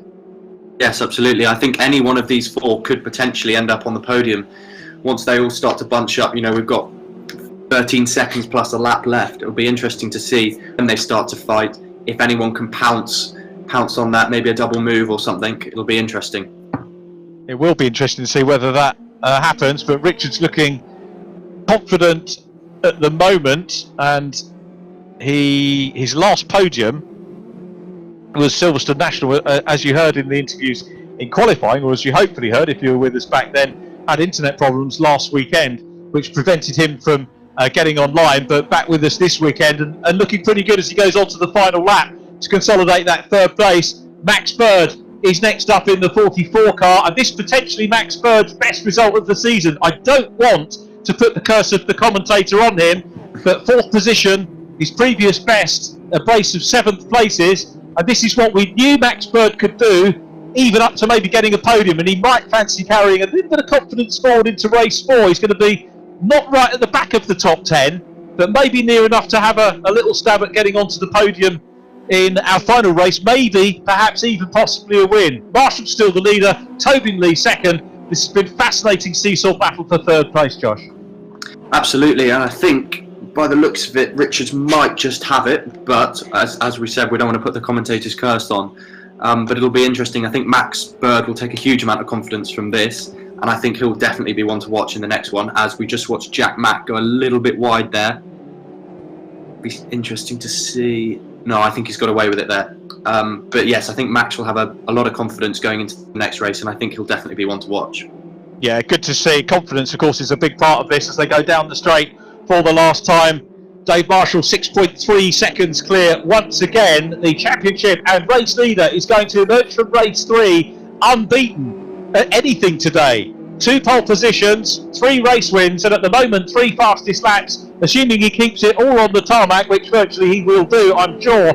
There is the 66 car through Callum for the last time in the left-hand pane of your screen, into Murray's for the last time, and on to centre straight to take the win. Our race director Mike Lau, happy birthday Mike, is keeping a keen eye on the battle for third place, rightly so, which comes through Coram as well. And it is Dave Marshall who takes the win. 3 out of 3 for Marshall. Tobin Lee is second. Matt Richards is going to take third. Here comes Matt down to the flag. Max Bird, best result of the season for him. Number 4, position 4 for car 44. A little bit of synergy there. Let's hope race 4 is lucky for him as well. Well, not lucky because he's worked hard for that. You make your own luck, as they say in life, and that's absolutely the case. Well done, Max Bird. 4th position. Jack MacIntrye, as ever, attacking drive, 5th place. Rob Butler in 6th. Then it was Callum Newsham in 7th position. Then Isaac Smith is next up from Ryan Elliott, and the top 10 is rounded up by Max Coates, who gets the pole position for race 2. So the cars working their way around into,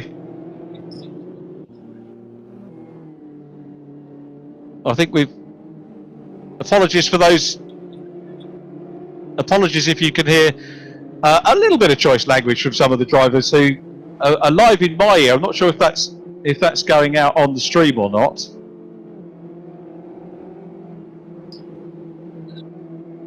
So checkered flag is out. Max Bird is in a very good 4th position. If it's possible, we'll see whether we can grab him. But we do seem to have the whether that's gone out. And do you want me to thank Simply Race or Zan Show? Hold on. You can get there.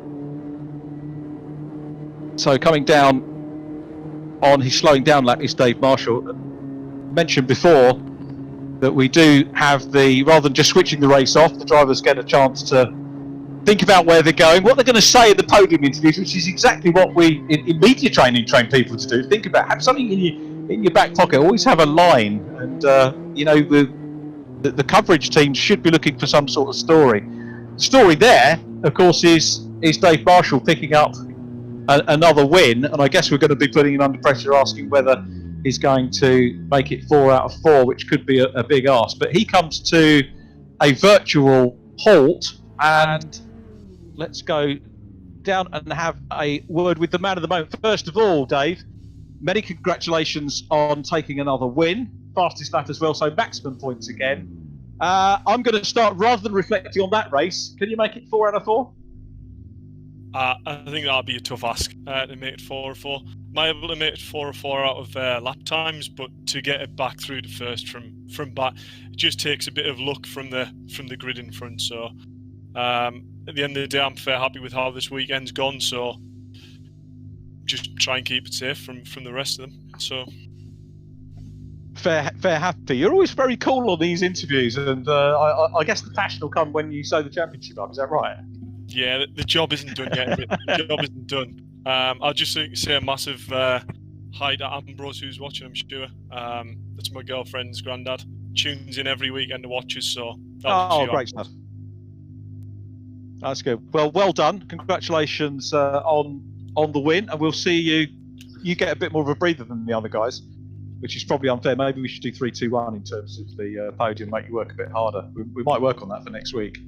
But anyway, good luck for race 4, and thanks, and very well done again, Dave Marshall. Super job. Second position goes to Tobin Lee. Tobin, when we spoke earlier in the season, you were saying I think you preferred your reverse grid form, but today the form's the same, isn't it? Second position in race earlier on, and second in reverse grid and fastest off the front, so no problems really in that regard. But again, Dave was away. Yeah, once again, Dave was away, but it has to be said that this podium is actually quite special because all 3 cars are with Simply Race and also Zancho SimSport, which are the team that have really helped me get involved with sim racing, because I come from a more arcadey background in Forza Motorsport, and this is my first venture out into the proper hardcore sim racing titles. And to see the 3 cars, 3 teammates up at the front is really cool. So it was a really good race, but to see these 3 cars in particular on the podium makes it especially special.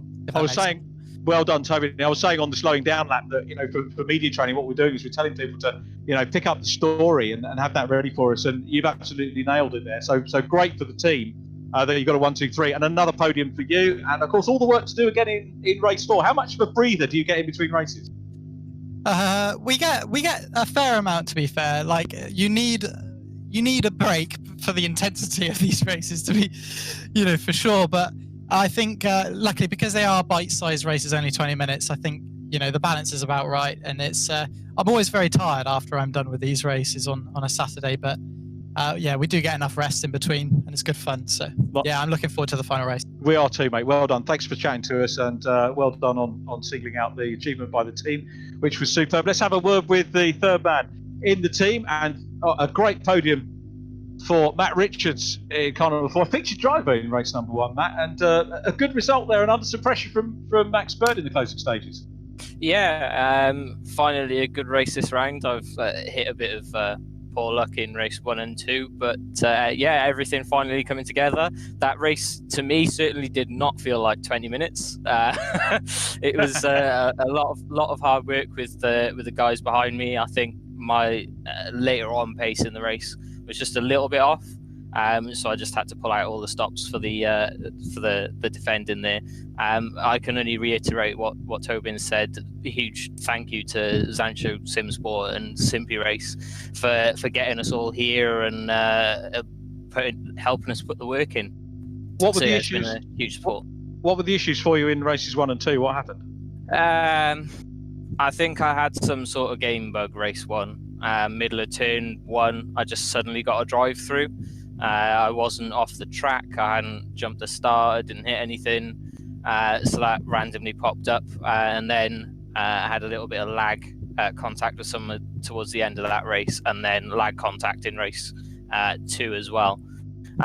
So just a few little technical issues, really. Nothing that I can do about, nothing that the other guys can do about. So yeah, just happy to finally get a decent result after the race, after a qualifying, instead of it being a reverse grid. It feels like the work's paying off a little bit. Well, nice one. Well done. Cracking drive, and good to see you engaged battle with Max Bird in that one as well. So well done, Matt Richards, 1, 2, 3 for the Simply Race Sancho SimSport team. Well done. I think Max Bird's in the chat. If you are there, can we have a quick chat with you in the 44 car? Yeah, yeah. Hello, well done. That was cracking. Best result of the campaign so far. So well done on that. We've been waiting. We know you've got the ability to do it, but just a shade away from a podium. Yeah, no, I know it's been a long time being up the front, but I think I finally sort of got my consistency, which I've been struggling with a lot in these races. But I think that race I really managed to do consistent laps throughout, really. And in terms of the reverse grid race, obviously you're going to be starting a little bit towards the back of the top 10, but not that far. So you've got to shout if things sort of fall your way in the opening few corners that you might be heading up towards a podium again for race 4. Yeah, I'd like to think so. I think, now I've had a good finish, confidence is high, and I reckon that we could possibly have a podium. Well, it's good to see. Thanks ever so much for taking the time to talk to us, and good luck for race 4, mate. Thank you. Cheers. So we heard from our first 4 drivers there, with Dave Marshall taking the win and fastest lap, Toby Lee's second, Matt Richards third, Max Bird there, who was in 4th place. And the drivers now have to get ready for their 4th and final race of the day, another 20-minuter, making the most of the few seconds of downtime. You heard Toby in there saying about, it's not actually necessarily that long a race for a sim driver, but accordingly, you have to change the mindset. If you use longer stuff, then there is a different game plan going on for the shorter races. And a different game plan now, because we've got this partially reverse grid. Max Coates, who finished in 10th place there in the black, yellow, red and white 71 car, and alongside him on the inside is Ryan Elliott, row 2, Isaac Smith in blue, and then the red and white car of Callum Newsham. Time for me to put my co-commentator Josh Stanton on the spot, or not yet, because the lights are on. We'll do it when they get through the first corner. Lights are keeping them waiting. Off now, and away we go. Ryan Elliott gets away well. Max Coates looking to try and consolidate that pole into a lead as they go into Riches. The row 2 drivers both side by side and having a good race as well as they come into Riches for the first time. Max looking around the outside line, but it's Ryan Elliott on the inside. A little bit of a tap there from Max Coates as they turned into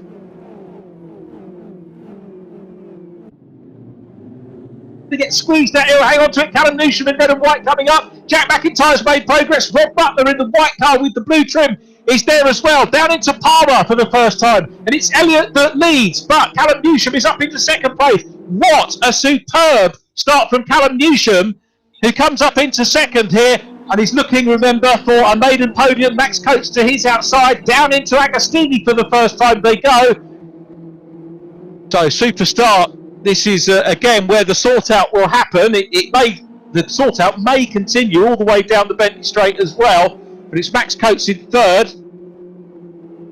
Callum Newsham 2nd. Rob Butler still there in 4th place from James MacIntyre. What happened to Dave Marshall? He's in 8th place at the moment. Toby Lee in 9th. Josh Martin in 10th. Jordan Brennan 11th. Max Bird at the moment in 12th place, the man we just heard from at the end of our podium interviews, down the straight for the first time. So now I can pose the question, as things are a little bit more sorted out. Josh, who's your money on? I think it could be either Callum Newsham or Max Coates would be my 2 shouts. I think they've both definitely got the pace to be there, and now that they're up front, hopefully they'll be out of any kind of mid-pack carnage. So it'd be nice to see the 2 of them get a result that they both deserve. It would be, and that's the great thing about this championship, both virtually and in the real world. It gives drivers that haven't had the rub of the green, as I always say, a chance to just hit a little bit of form. More importantly, it can give a driver the opportunity for a first-time podium or indeed a first-time win, which they then use to build their confidence towards going for fastest off the front wins. So here they come, cross the line again, and Ryan Elliott here ahead of Callum Newsham with Max Coates in 3rd, and they'll be looking to develop a lead, but they'll be mindful of the silent assassin, Jack McIntyre's in 4th place. Rob Butler is 5th. McIntyre, in theory, if Butler is as sharp as he has been over the rest of the day, will be keeping him honest, and that might stop him making progress on the lead 3 as Callum Newsham challenges for the lead on the inside line at the hairpin. That will convert to the outside here at Palmer. Elliott under pressure, and all the time that he's defending, of course, it means that all of the placemen behind him won't get dropped too far. Elliott's still in front. Coates challenging Newsham for 2nd, and of course we're going to see Coates and Newsham battling it out for real in the JCW Championship on the British Touring Car Championship programme this year. Absolutely, it's interesting now watching these 3 battle and watching the pack behind them close up. I think anyone is in with a shout to getting up to the front. But it'd be interesting now to see if Callum can get a good exit onto the Bentley Straight and see if he can challenge going under the bridge. It's going to be absolutely fascinating indeed to see how this is going to pan out. We're very nearly heading towards the quarter stage of this race already. Newsham down the back straight and busy chasing Ryan Elliott, the gap 2/10 as you can see, which is virtually nothing. But Jack McIntyre starting to pressurise Max Coates. Down behind him it's Rob Butler, then Isaac Smith, Dave Marshall up into 7th. His teammate Matt Richards in 8th place, Toby Lee 9th. And then Jordan Brennan is 10th at the moment, ahead of Josh Martin and Max Bird. Alex Toth-Jones in 13th, ahead of Luke Kidsley. And now coming out of Coram, heading through Murray's once again. So Ryan Elliott out front is going to lead at the end of lap 2. And we'll start to get a handle on who's going to be the fastest lap setter here. Down the straight they go again. And it's Callum Newsham in that second position, trying to close down. But at the moment, Ryan Elliott seemingly has got a little bit of control here. Yeah, I think so. I think he's now going to start to settle in, try and manage his race, try and manage the gap, get into his rhythm and start to post some fast lap times, unless Callum can start to apply a bit more pressure, in which case he wants to stop Ryan getting into that rhythm, try and disturb him, and then hopefully make a pass. That's certainly what he's going to want to do, and he's got the opportunity now with the twists and turns. That's the great thing about the SNETTERTON 300 configuration, is that you have all of those opportunities with the left and right hand corners that lead on from one another. If you don't get it right on one corner, you maybe get the opportunity on another. Here we go, on board with Rob Butler, P5 at the moment, busy chasing Jack MacIntrye. James MacIntyre not here today. Get the names right eventually now as they go up into Oggie's corner, which then eventually straightens out, short straight before they get into Williams. Isaac Smith firmly in the mirror at the moment, the 123 blue car in 6th place with Dave Marshall behind him. And Marshall just looking in that mirror, trying to tee up a move and get up into the top 6 once again. He's working hard.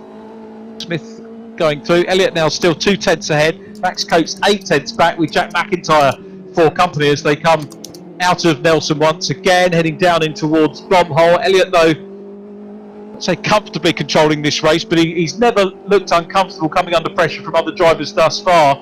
Not seen him do any reckless defending. It's always been smart, thought out defending from Ryan Elliott, and this is final shout at keeping his 100% podium per meeting record. Had a race 2 podium last time out at Silverstone, had a podium at Donington Park, the opening event of the season in race 2. It was a race 4 podium at Brands Hatch, and of course a race win at Silverstone National. So this will be backing up what he did at Silverstone National Circuit if he can hold on to the lead. But Callum Newsham keeping him honest. There's a little bit of a gap developing back to 3rd as MacIntyre starts to pressurise Max Coates again. And this could play into the hands of the top 2, who should ideally, I suppose, work together and try and break the toe and then sort themselves out. That does happen in some real racing if you're in a fortunate enough position to work out who you're going to be on track with. Absolutely, yeah. I mean, it's very common especially in touring car racing, where you can kind of see through the back window to see the driver in front, signal, give a little wave forward, and that signals drivers know, let's work together. Let's try and build a gap together. It happens a lot with teammates, but also drivers that perhaps a little bit better. I mean, sadly, you can't do that in sim racing. But if there's any kind of way that they can signal to each other, come on, let's go, let's push together, let's work together, let's build that gap. But I think both Ryan and Callum are both switched on drivers. They know what they need to be doing. They know to work together. And I think Callum, with his experience, he'll probably try and hold this gap for most of the race, like you would in karting. And then maybe the last 2 laps, he'll probably then start to push and see if he can make a move. Yeah, and I suppose the later in the race, he spends less time being the hunted rather than the hunter, which is a lot of drivers will say they prefer looking for the lead, and unless they've got a big lead that they can defend, but even so it can be whittled down. But it's good stuff at the moment from Callum Newsham and indeed Ryan Elliott. Are we going to see another podium for the Newsham Brennan team here? But that would be good. Callum in the 16 car, best result prior to this meeting, a 6th place in race 2, and it's going to be a massive boost for him just to be up in this position at the moment as they go across the line, heading towards the halfway point of our 5th meeting of the season. Just 3 rounds going. It's gone so quickly, this championship, and of course by the time we finish, only a couple of weeks before we go real racing again, as James Merrills looks at the outside line of Theo Bridgeman. That is for 17th position. James had his nose in front as they went across the line. Theo's got the inside, so James will tuck back in nice to see both of those guys. Don't have a featured driver in this one, incidentally, but nice to focus on that battle. Our race vision director, Mike Yao, keeping an eye out for good battles on track, and it is a good one between Theo and James at the moment. A good battle here with Isaac Smith still coming under pressure from Dave Marshall, and you can see Marshall with his teammate Matt Richards right behind him as well. And well, Dave said it was going to be a tall order to come through right the way through the top 10, and he doesn't want to take any unnecessary risks. He's got a decent championship lead, and he will pass if he can make a pass, but he knows that just continuing to race hard means that he will, as long as he finishes, he'll be racking up extra points, and he'll have built the lead on the entire meeting over the second place man in the standings, Jack MacIntrye, who's still in the mix. Tobin Lee might have made a little bit of ground up on Jack Mack through the last couple of races, but again, we'll have to sort all the points out. I didn't get a chance to do any even rudimentary sums in the lunch break today, sadly. As we watch Max Coates on for potentially another podium, and I know this was going to be Max's aim this weekend to get back onto the podium at some point.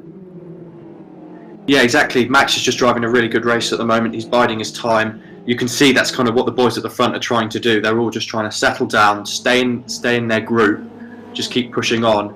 And I think as we probably get towards the 5-minute mark to the end of the race, I think then things will start to get a little bit more closer. The boys will start probably jostling for position a little bit more. But going back to Dave Marshall, really intelligent driving from him. He's not trying to force anything. He knows he can't. He knows he doesn't want to throw a race away. So he's just going to sit there. You know, if someone makes a mistake or if there's an obvious move on, he'll go for it. But aside of that, I think he's pretty happy just with another solid results, another solid finish.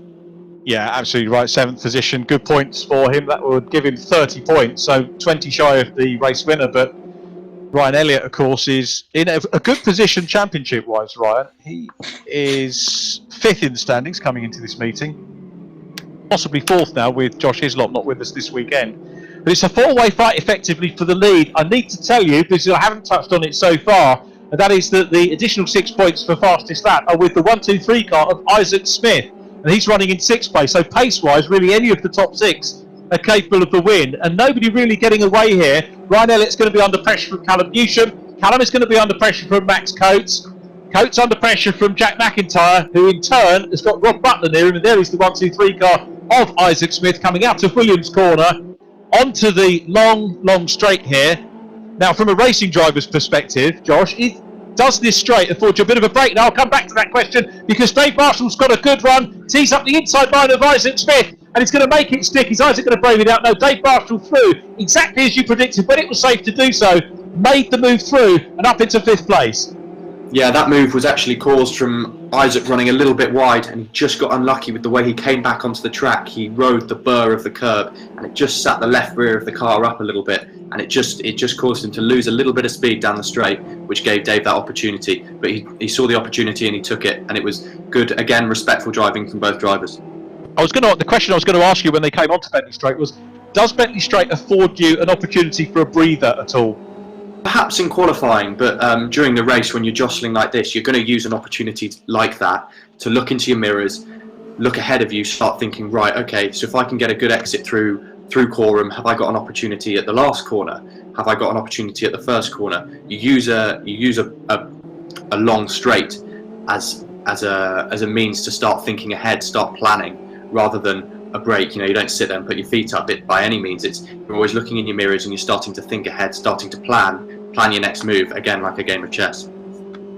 That's a good call. Thanks for that description. Here is Jack MacIntyre, who was certainly not giving Max Coates a breather coming down the centre straight, was keeping him honest. And at the moment, Coates just seems to have fended him off. Max running a little bit wide there, not enough of a gap for Jack Mack to nip down the inside line. Mack looking to try and add another race podium to the one that we saw in race number 2. So this is a fascinating battle now as Callum Newsham back on the case of the leader. So Ryan Elliott under big pressure here from Callum Newsham. Now both of these drivers are going to be keen to get the win. It goes without saying as they come out of Williams and down the straight again. And Newsham's got a good run. He's teeing up what will be the inside line as they come down into Bundle. And can he get the overlap here? Looks like he might do it. Under braking side by side for the lead. And Callum Newsham is trying to go through, but Ryan Elliott had a good run around the outside line, not overly defensive, and he was thinking about his racing line there from where I was standing, just to get the momentum into the corner and fend off for the moment Callum Newsham, who continues to pile the pressure up. But good driving from Newsham, good from Ryan Elliott as well. Yeah, really good defensive driving from Ryan Elliott there, and Callum again not trying to force anything. It should, real sign of a good driver is not trying to force a move, especially when you're at the sharp end. But Ryan will now start to look into his mirrors a little bit more. Callum will have some confidence. I think we're up for a really good finish to this race. This is a fitting finale to our day's racing here on the Snetterton 300 configuration. And we have a great big line of cars, one following another, all of these capable of taking the win. And it could go any way now, as Newsham has got a little bit of breathing space, can take a wider line into the hairpin. He's not going to go for the cutback. MacIntyre's exploring the outside again. Dave Marshall gets the sense that MacIntyre likes a wide line. He might be able to pop the nose of the 66 machine up on the inside. See whether he can do that. MacIntyre will be equally aware that it's his main championship rival immediately behind him, and he won't want to cede any points for 4th to 5th, which is 37 to 34. 3 points to be lost if Dave Marshall gets behind him. Marshall has been the man on form for sure, and Marshall in fact now has got the fastest lap, so he's got another 6 points in the bag. And guess what, he's the only driver again to break the 2-minute barrier. Dave Marshall, 5th position at the moment. I think I mistakenly said 4th earlier on. He's actually in 5th place as this train of cars goes through, and you can see why this is the feeder to touring cars, because this is what you'll see at the tracks for real when we go racing again.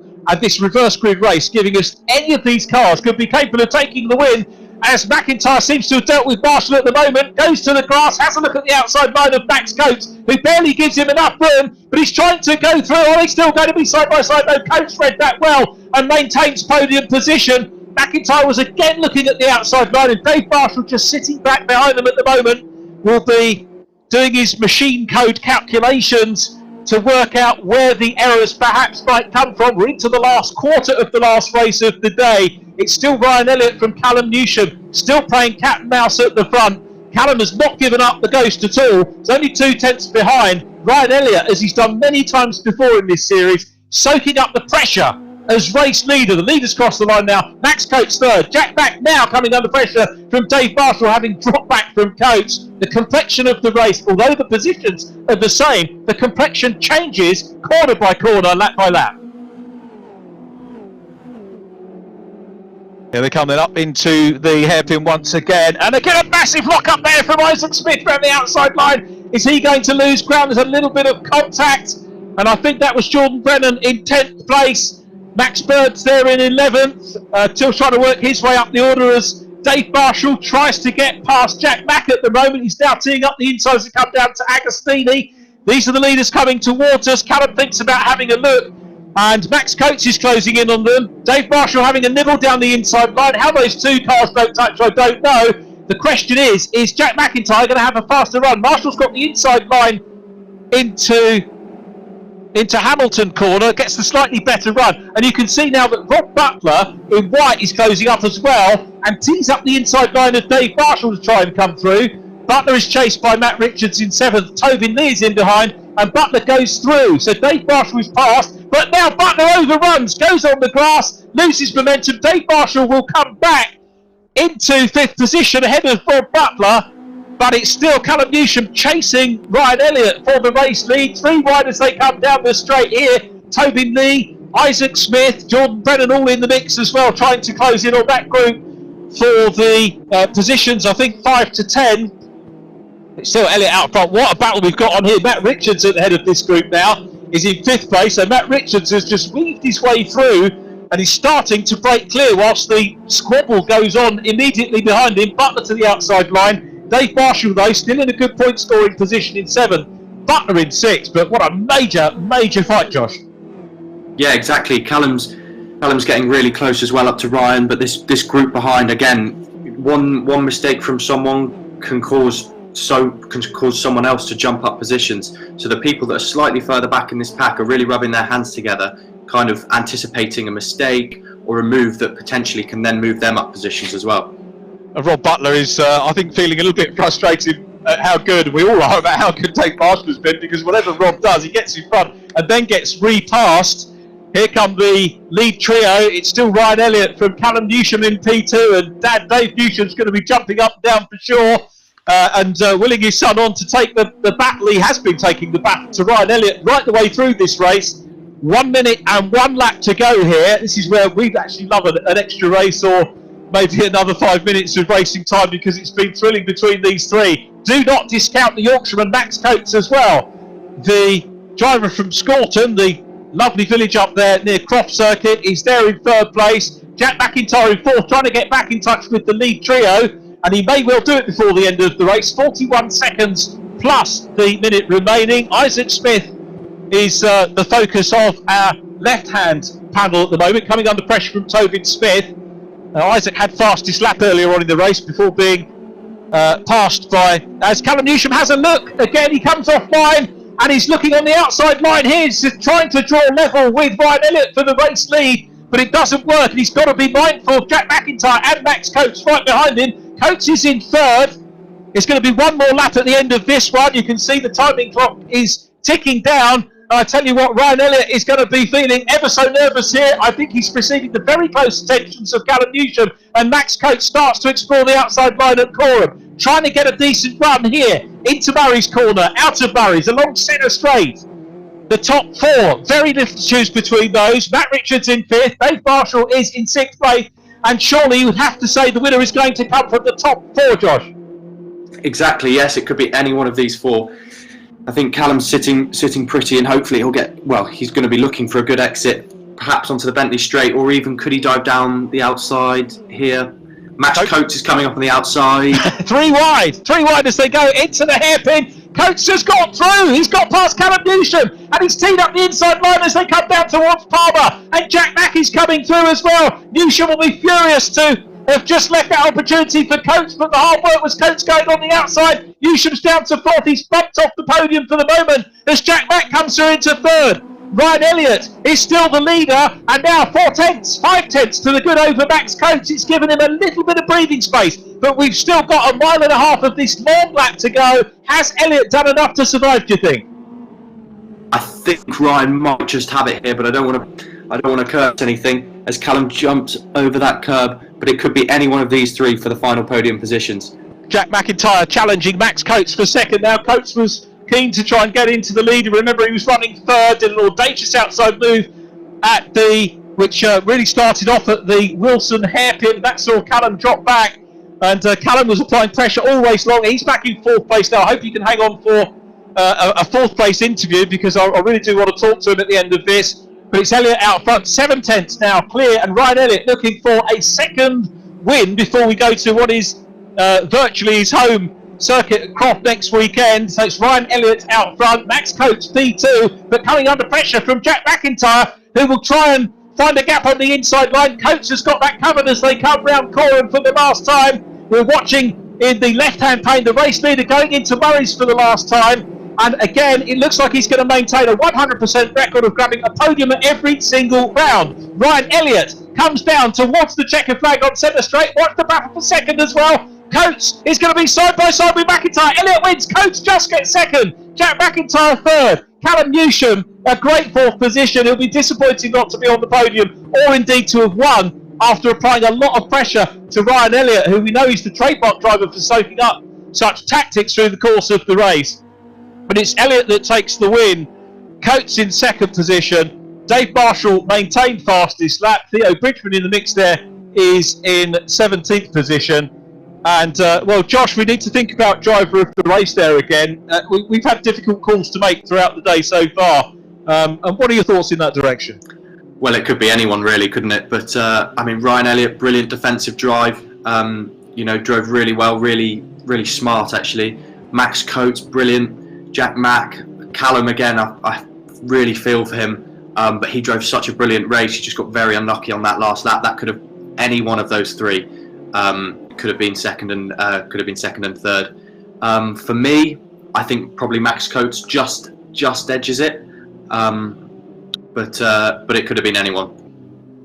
I think I might be inclined to go with you there. I mean, Ryan Elliott did control it and did well, but Max just made that move, didn't he? Which he could have wound up in 4th position there, but for that move that he did, making a move round the outside line and just giving him enough momentum to get up into 2nd. By that time, he just lost touch with Ryan Elliott, the leader. But yeah, as you say, so many drivers that worked so hard all the way through that race and entertaining us royally once again. And the drivers, I think some of the drivers having a little chat. And again, I'm not sure if you can hear it on the feed, but the drivers really enjoyed it. And there's a lot of camaraderie between these drivers as well. We are very much socially distanced in the virtual world, but there's some very good feedback coming through from the drivers, some good banter going on between them. So we get a different race winner in race number 3 as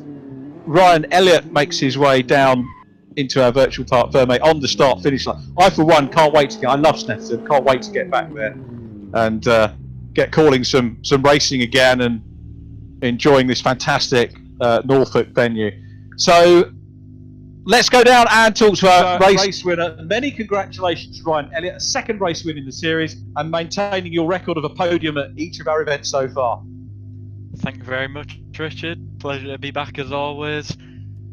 What a race. I mean, I was put under some proper pressure again, but managed to... You do seem to be the driver that can soak that up. I think for me, first really noticed at Brands Hatch, but the key thing is you do soak up the pressure, but under the pressure you're capable of taking the wins, and that's just so good to see. Yeah, exactly. I mean, obviously half of it's actually just making sure that you don't crack. So most people are able to soak up pressure for a couple of laps, but me being able to do it over a race distance, I think, is one of my stronger points. And I mean, it was such a good race between everyone. I had so much fun in that one. But yeah, again, back on the podium, keeping up that streak.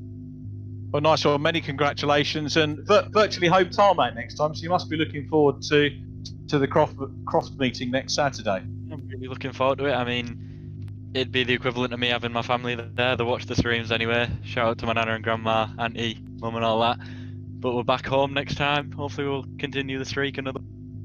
And I hope that's going to be a prelude to seeing you there for real with the touring car package later on in season 2. Absolutely. Thank you very much. Thank you, Ryan. Well done. Many congratulations. Let's go to the driver who got himself back onto the podium. I know it's going to be a name this weekend, but as you heard Rich Hayden saying, someone who does so much work to help get this championship together. Max Coates, well done. P2, and a defining move. You were not afraid to use the outside line, particularly up on the hairpin, and that ultimately, what could have been 4th place, that move got you up into 2nd and with a shout of the win as well.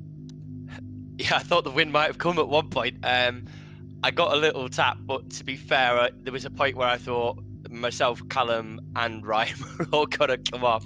So just to come through it unscathed was kind of a good point at that on the exit, and then just managed to. I knew I needed to outbrake Callum, managed to do so into turn 3, and that's what bagged me the podium.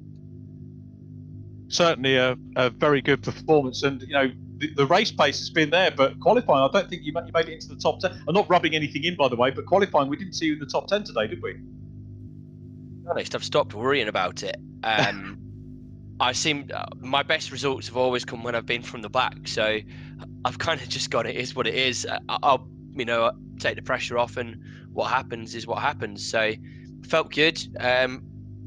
Quali 1 didn't hook it together, traffic, all the excuses really. And probably the same for quali. In all honesty, you don't score points in, we don't score points in quali. Jack MacIntrye and Dave sometimes do, but the rest of us only score points in the race, and that's what matters to me. Well, it's good to see you on the podium, and you've got Croft next time out, so a little bit like Ryan, you'll be looking forward to that.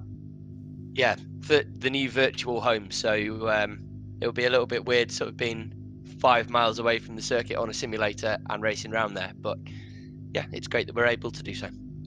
Yeah, looking forward to that. Well done, Max. 2nd position. We'll go to the man who was 3rd in the race and completing the podium. Well done, the silent assassin, Jack MacIntrye. Another great race and more good points. You were at one stage being challenged by Dave Marshall, but you managed to keep your nose ahead of him, and eventually I think they finished back in 6th position. So you pulled a few points back from him in that race.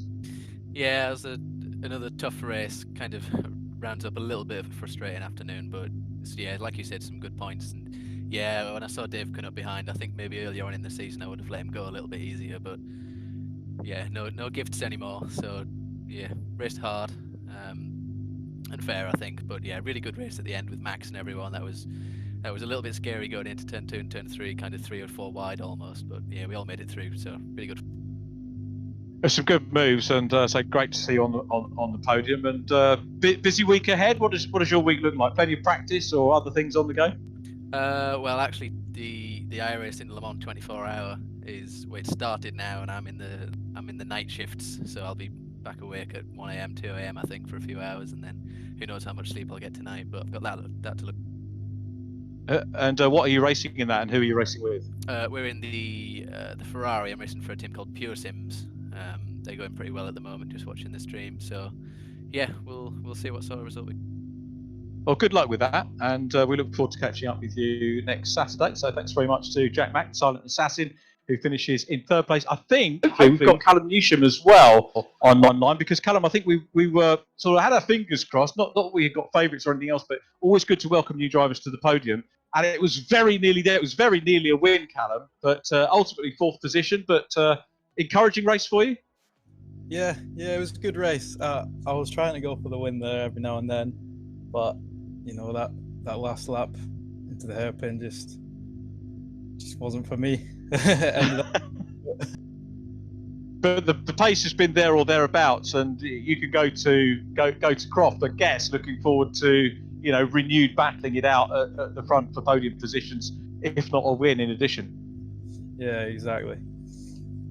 Yeah. So well done for that, mate. Thanks for staying around to chat to us on the podium. Callum Newsham, who finishes in 4th place after battling so hard for the lead with Ryan Elliott right the way through that race. Callum, have a good week, and we'll see you next weekend. Cheers, bye. So the result then of our 4th and final race, it was Ryan Elliott who took the win. Max Coates in 2nd, Jack MacIntyre 3rd from Callum Newsham. I very nearly said Dave Newsham there, but Callum Newsham. And then Matt Richards 5th from Dave Marshall, who will continue to lead the championship. Then it was Rob Butler, and a quiet 4th race, Rob, but still well up in the points. A good day's racing for him. Isaac Smith in 8th, Tobin Lee 9th, and Callum's teammate Jordan Brennan rounding out the top 10. Super day's racing, Josh Stanton. Thank you ever so much for your company in the comms box, and I hope we get the chance to do it again, because I've thoroughly enjoyed working with you today. Yes, no, thank you very much for having me. I've really enjoyed it, and really enjoyed watching the racing and getting to have a little view and have a chat. Really, I've really enjoyed it. So thank you very much for having me, and well done to everyone. Thanks very much, Josh. And if you want some more of the same, don't forget that we are back for the next 3 Saturdays. 27th of June at Croft Circuit, as you can see, Knockhill on the 4th of July. I'm looking forward to all 3 of those, actually, and then the finale, Brands Hatch GP, on the 11th of July. And it's only a couple of weeks to wait before we get to racing for real. A big thank you to echo those that you can see on screen. Kenny Press, who we've not had a chat to yet, has been helping us out with car liveries. Simply Race, Mike, who's done a superb job as our race director today. Rich Hayden, thank you for the chat and for putting together such a superb series for us to watch. But of course, we also need to thank, as well as Josh, who's there again, we need to thank everybody that's tuned into the stream today for watching, and our drivers for putting on another superb display of motor racing in the official mini challenge eSeries with Virtual Reality Racing Club here at Snetterton. So from me, Richard, John, Neil, and my co-commentator today, Josh Stanton, wishing you health and happiness over the coming week. And we look forward to your company again next time out when we'll be at Croft. Have a great week. Bye for now.